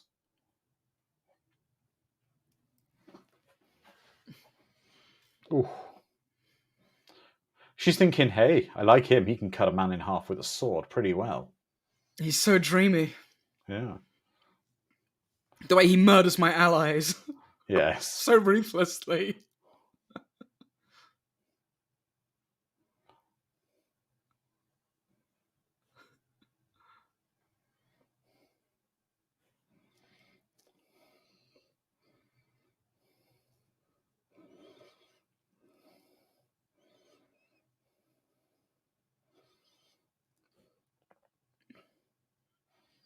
He's a hell of a fighter.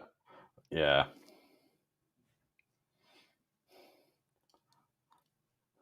Oh.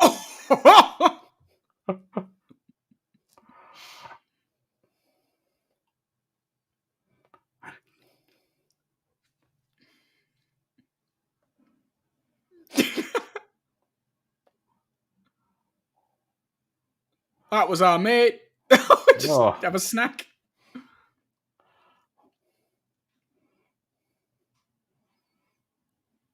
I love my Madigan. He just doesn't care, does he? Fine, I'll take this one too. Yeah.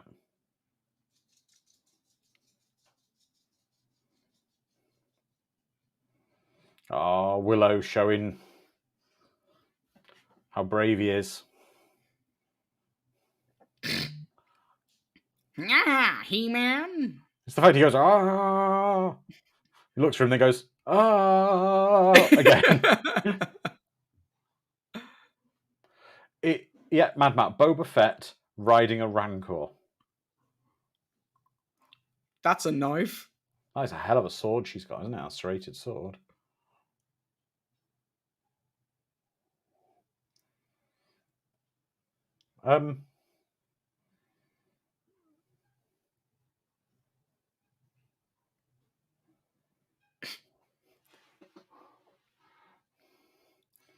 Yes, exactly, Lizard Man. They throw everything into this. Oh, you can't open its head to you.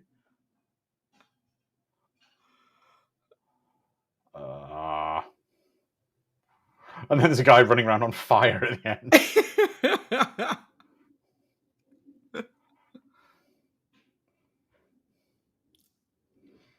These guys are the MVP. They just keep Yeah. coming up with ways to save everyone.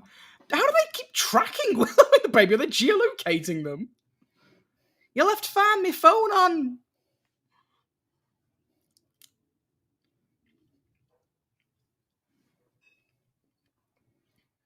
We have the baby.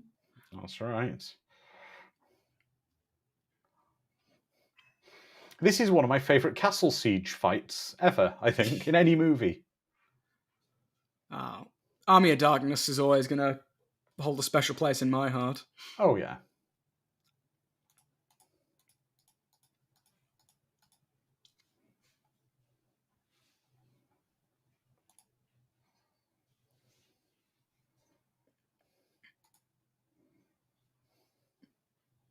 Dude, you did phenomenal. Now you gotta go rescue her. That's what I love about Willow. It's just... I don't know, there's just something great about it. He's a good character. He's a good person, isn't he? Yeah, I was going to say, from a character perspective, the first thing on Willow's mind was that he failed. And, like, the expectations were so low. Mm. And he held his own against so much. And he's not making excuses at all. It's just such a wholesome, nice quality. Yeah. That looks an evil castle. Oh yeah, this looks like an Elden Ring castle here. Yeah. Gone from Dark Souls to Elden Ring.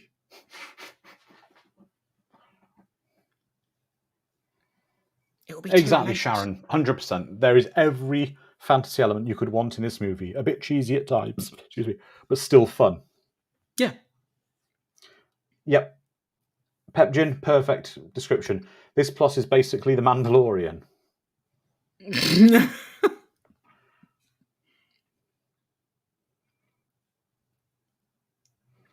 Now we're getting into proper nightmare fuel. Mm.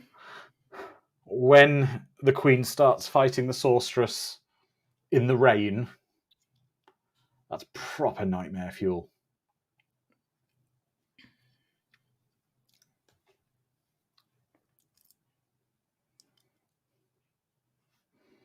Evil laugh. I'd love it if the knight then who just turned to look at us went.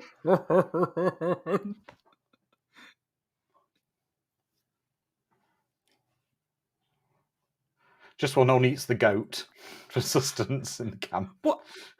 Does her voice change based on the animal she is? Yes. I didn't notice when it went this from... sequence. Oh, this was another nightmare fuel. I forgot how much nightmare fuel is in this. Do you remember what's about to happen? No. Oh, Dom. I remember now. Not seen this for a long time.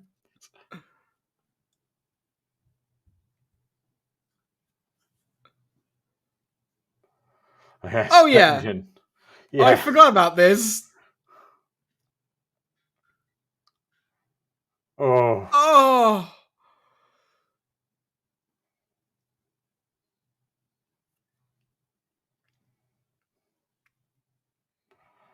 Oh, even the brownies.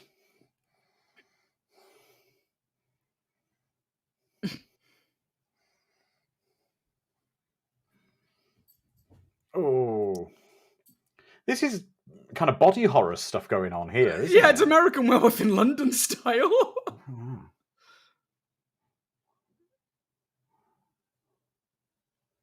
Oh, welcome Space Dinosaur, saying that's a lot of ham acting. And then we've got Fraglord saying, hurry, hog something. Oh, God. Oh.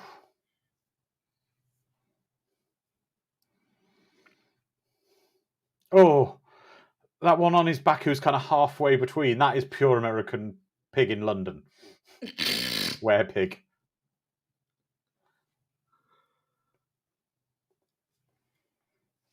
American Hog in London. The little known sequel.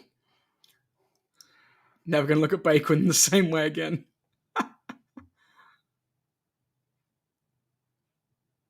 Oh, can we also get some praise? Fact, she's literally dressed like a mummy in those bandages. Yeah. Wait, is this The Mummy or Frankenstein? Which horror classic are we going for now? I don't know. Oh,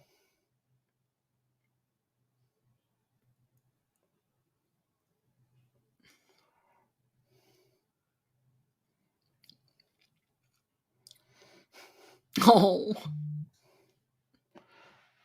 I love pigs. They're so adorable.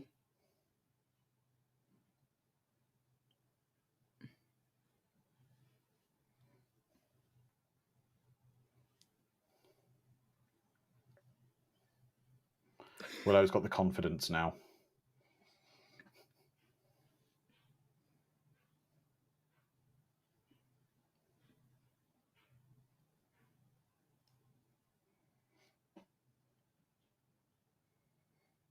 Yeah, Space Dinosaur. Yeah, she does. She reminds me of Mum Ra from Thundercats. Oh yeah. Oh god. It's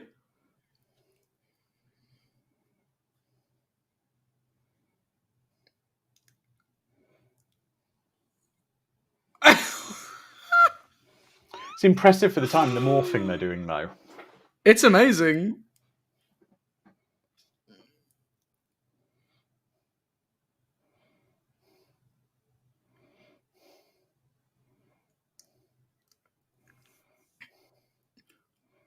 I'm curious to know like the logic behind each animal transformation. Like, why does emu go to turtle? It doesn't. I don't know, but the film is getting even more awesome now, though.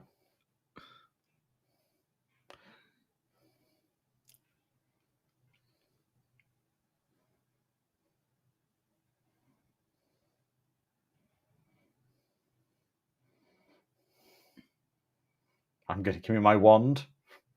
I'm going to start kicking ass. Give me my wand, your boots, and your motorcycle.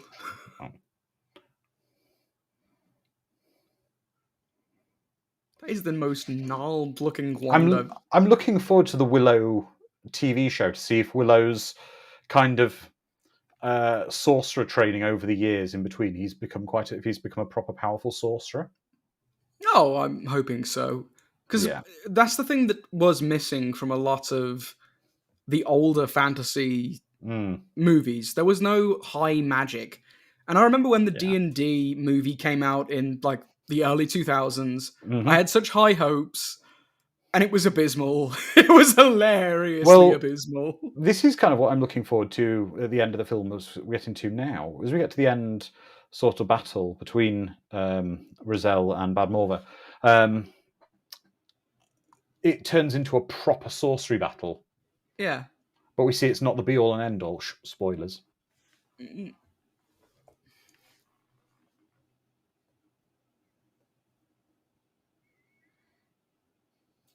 not very good magic, is it, then? Let's go home. Immediately. Well, we tried. Later, guys.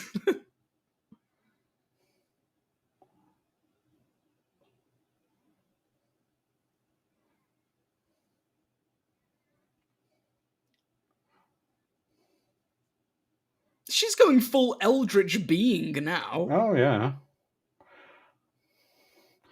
Can we also just say that Jean Marsh is not in this film very much, but she's terrifying and owns the role. For sure. She steals every scene she's in. Yeah.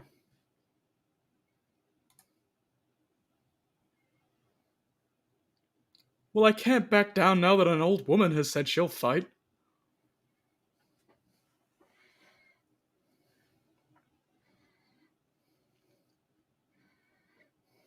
Exactly, Fraglord. She looks very happy there doing her evil spells. Eldritch enchantment is a hell of a thing. You get really addicted to it. I thought the man was shouting Mortal Kombat for a second then. On that shot of the... Kombat. Yeah. We'll just need to see Goro pop in now, yeah. Goro versus Willow, I'm sure it'll be fine. Yep. Goro wins. Flawless victory. Lizard Man says that in reply to her looking so happy doing evil spells, love what you do and you'll never work a day in your life. There you go.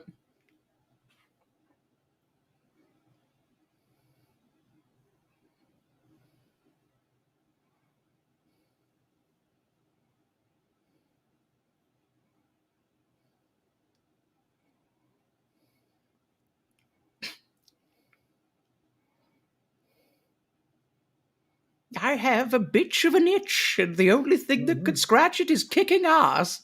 The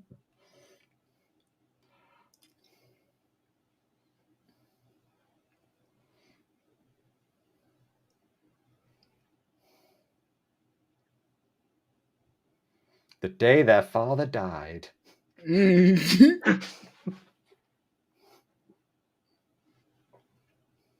Look, there's even ominous vultures circling.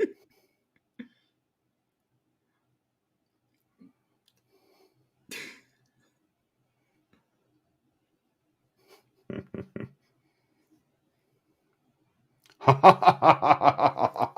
We warned them, Willow. Meteor shower. Yeah. It's where you laugh and all of a sudden she just pulls the wand out and the castle's just dust. Yeah. You gotta be afraid of the cojones of these two individuals who walk up to a castle and say, I'll give you one chance. Surrender or die. I will use my wand and you can use your big stick. Oh, that's a very cool scene, though. Yeah. And also, the castle has the absolute worst lookouts ever.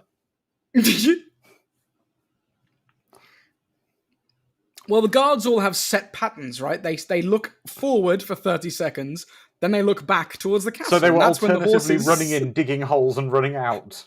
Yep. Just with a single pickaxe, one bloke runs out, chump, runs back. That's why it took them all night.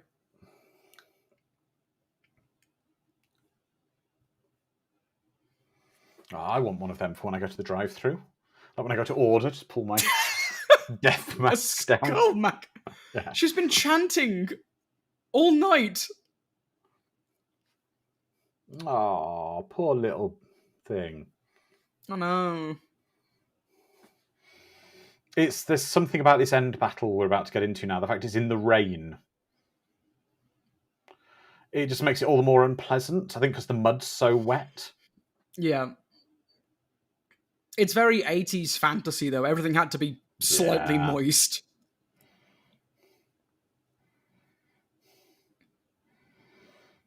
I had one job and I failed. So he's now going to pour the boiling oil. Oh. Oh, it's cherry coke. It's horrible. That's Dr. Pepper.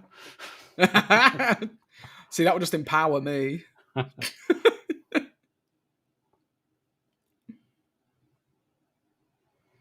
Oh, thank God she's only 2/4 of the way through the giant Eldritch speech. There's 3 more choruses to go. We cannot light the candle, my lady. We're out of matches. You need to stop it bloody raining. I told you to get a roof. Oh, she looks terrifying. And there's a bit with Roselle where when they're fighting and she does, when the bit happens, I'll point it out. It's this repetitive shout she does. It's awful. It's like this repetitive scream laugh that Finn Roselle does.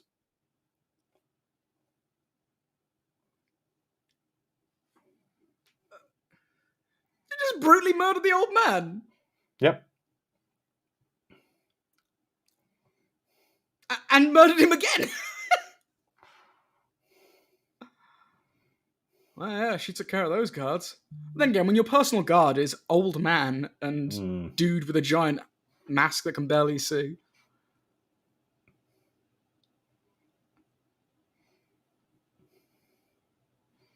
Oh. Ooh.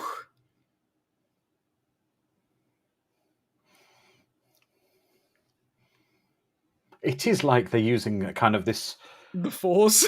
It's like they're using this kind of all-binding force in the universe to fight each other.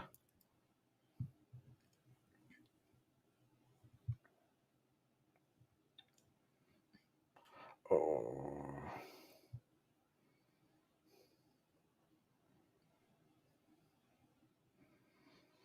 Jean Marsh's makeup on this is brilliant. The way she's looking more, she kind of looking more like death. Yeah, haggard and evil. Mm.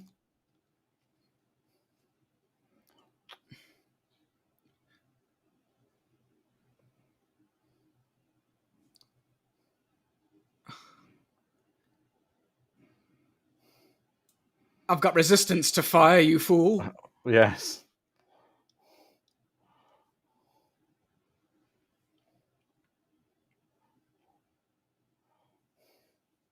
Well, I have This is- resistance to ice, you fool. Oh. This is great, though. It's what you want. A proper kind of Wizard's battle. Yeah, wizard battle. It's like she can summon the one to her hand. This bit now where she's throwing her round and she's laughing. This used to give me nightmares.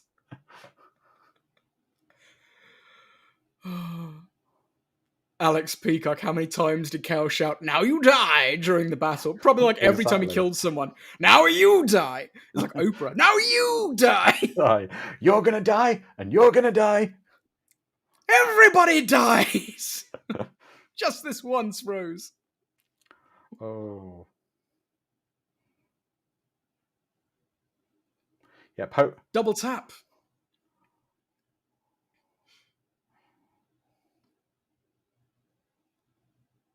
No, give me the gnarled stick. Yes. It casts lightning? Why aren't you doing that? Yeah. Surely casting lightning at things could have been helpful earlier. Especially when they're wet. Yes.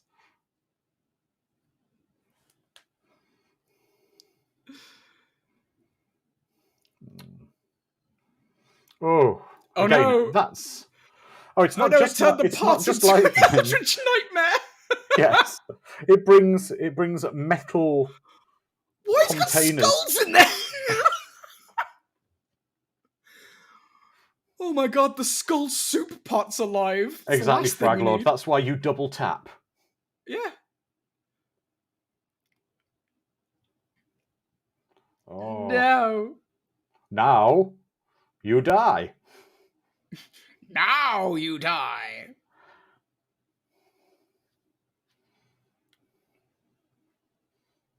That's his death roll. What was that for? No, he just shouts at the people now, doesn't he? And he goes, "Ah!" Yeah, not Arik. He was a bro.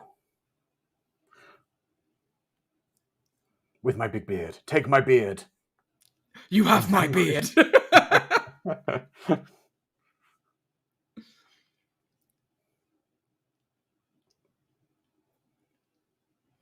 Oh, now he's got his sword arm thing.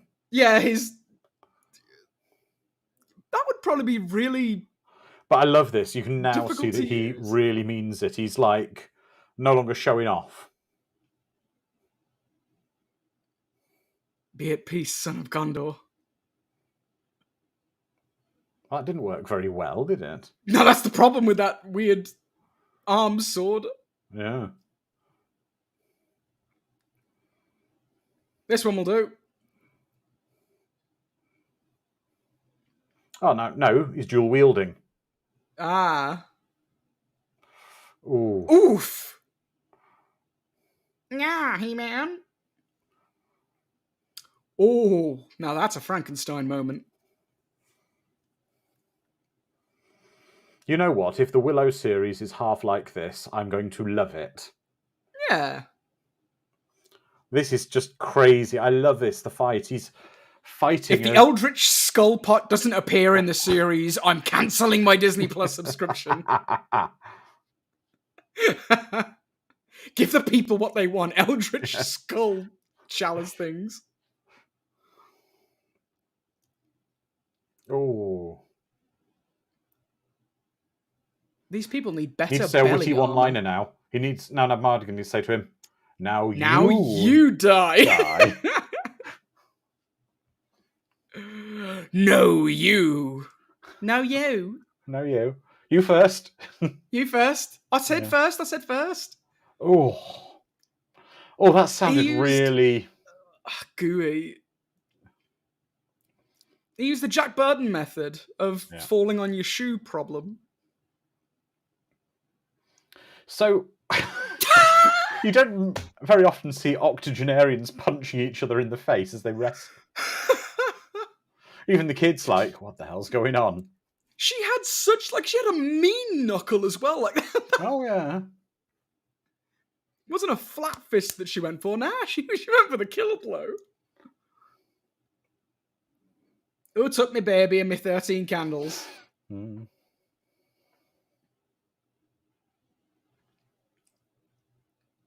Oh, that makeup is really good, but awful. Yeah.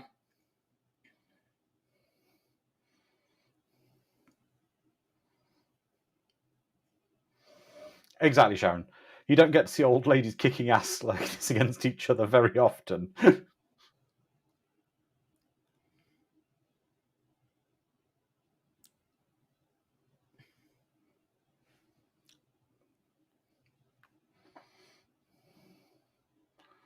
Oh. See, that's haunting as well. Yeah.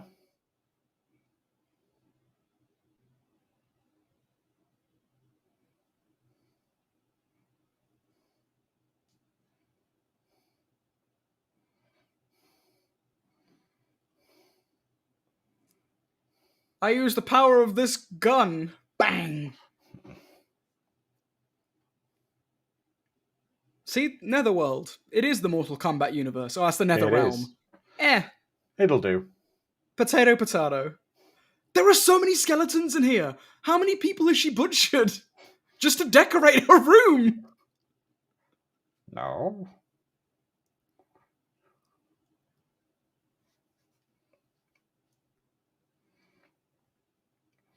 Can we also just appreciate how well Warwick Davis, a 17-year-old actor, is in one of his first holding the movie speaking well. roles, holding the movie together against Jean Marsh, is a proper acclaimed actress.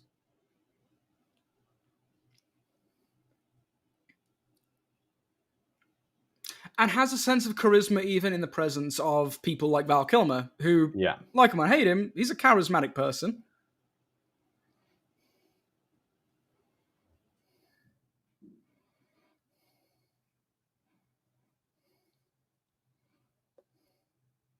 I love that silly little tricks trick the sorceress.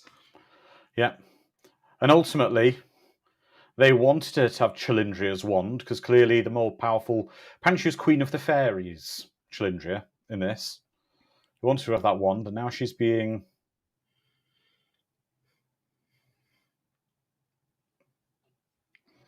Beautiful, beautiful 80s sort of animation effects there. Mm-hmm.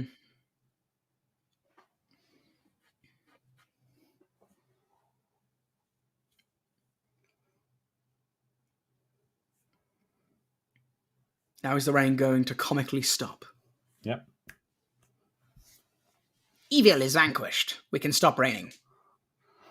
Your mother is dead. Let us kiss.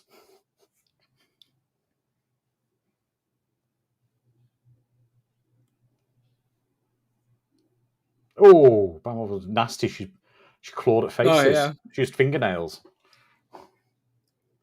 Oh my god, that pony is so cute. I love him. I'm jealous of his... Who's that kingly dude? I don't know. Is he the dad? Is he the absent dad who was not evil?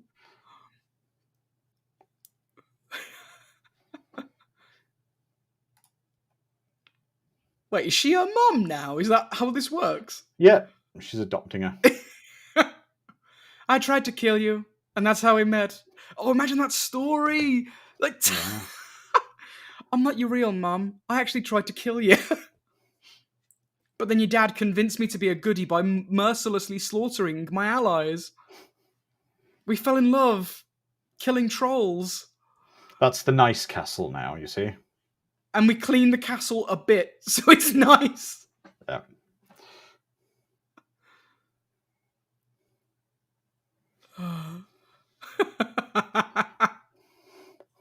Mad Matt says, and that's how I met your mother. Sharon says they're going to raise the kid and be happily ever after to be continued in 2022. That's what I'm hoping for. Me gosh, you chicken. Yeah. It does, Sharon. Apparently the show picks up years later. I knew you could do it, me boy. And now we're about to see some classic, more George Lucas. Poop joke! It's George Lucas, everybody.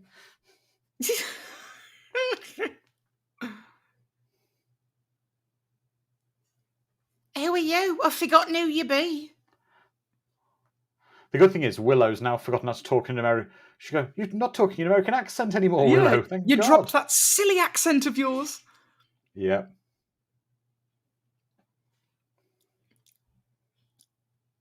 She's been having it off with a pool boy. Mm-hmm. Aww.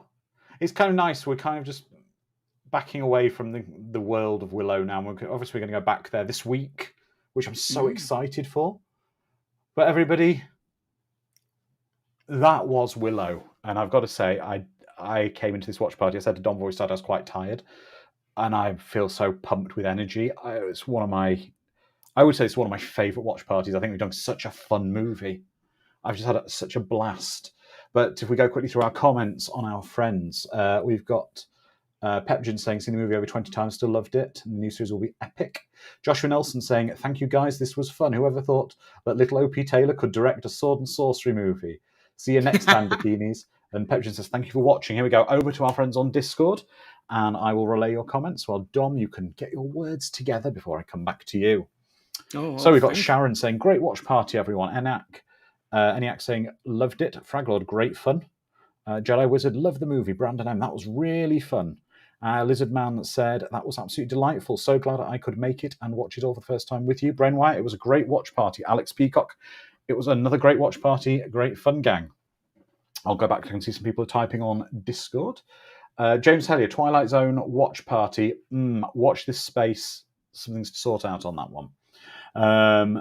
But let's go through. Brandon, I love a good old-fashioned fantasy journey film. Dom, give us your words. I love a good old-fashioned sword and board fantasy film.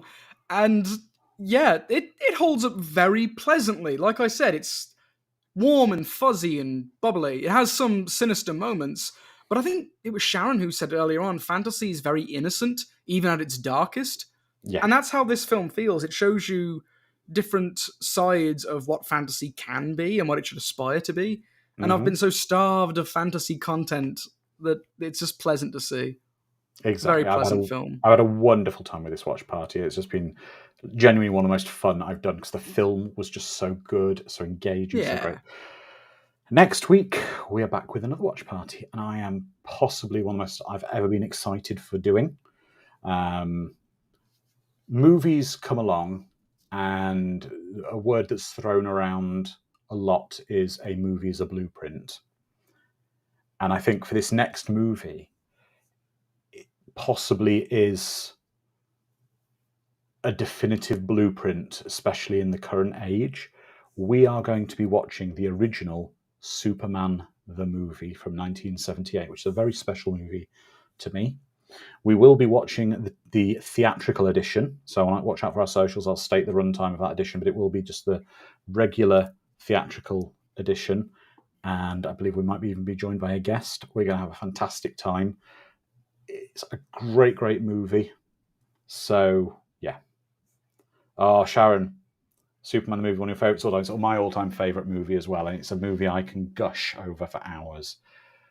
Yeah, it's going to be a great time. We've got some great stuff lined up in the run-up to Christmas for you this year. I'm not going to say everything we've got lined up. We've got some just great fun stuff lined up.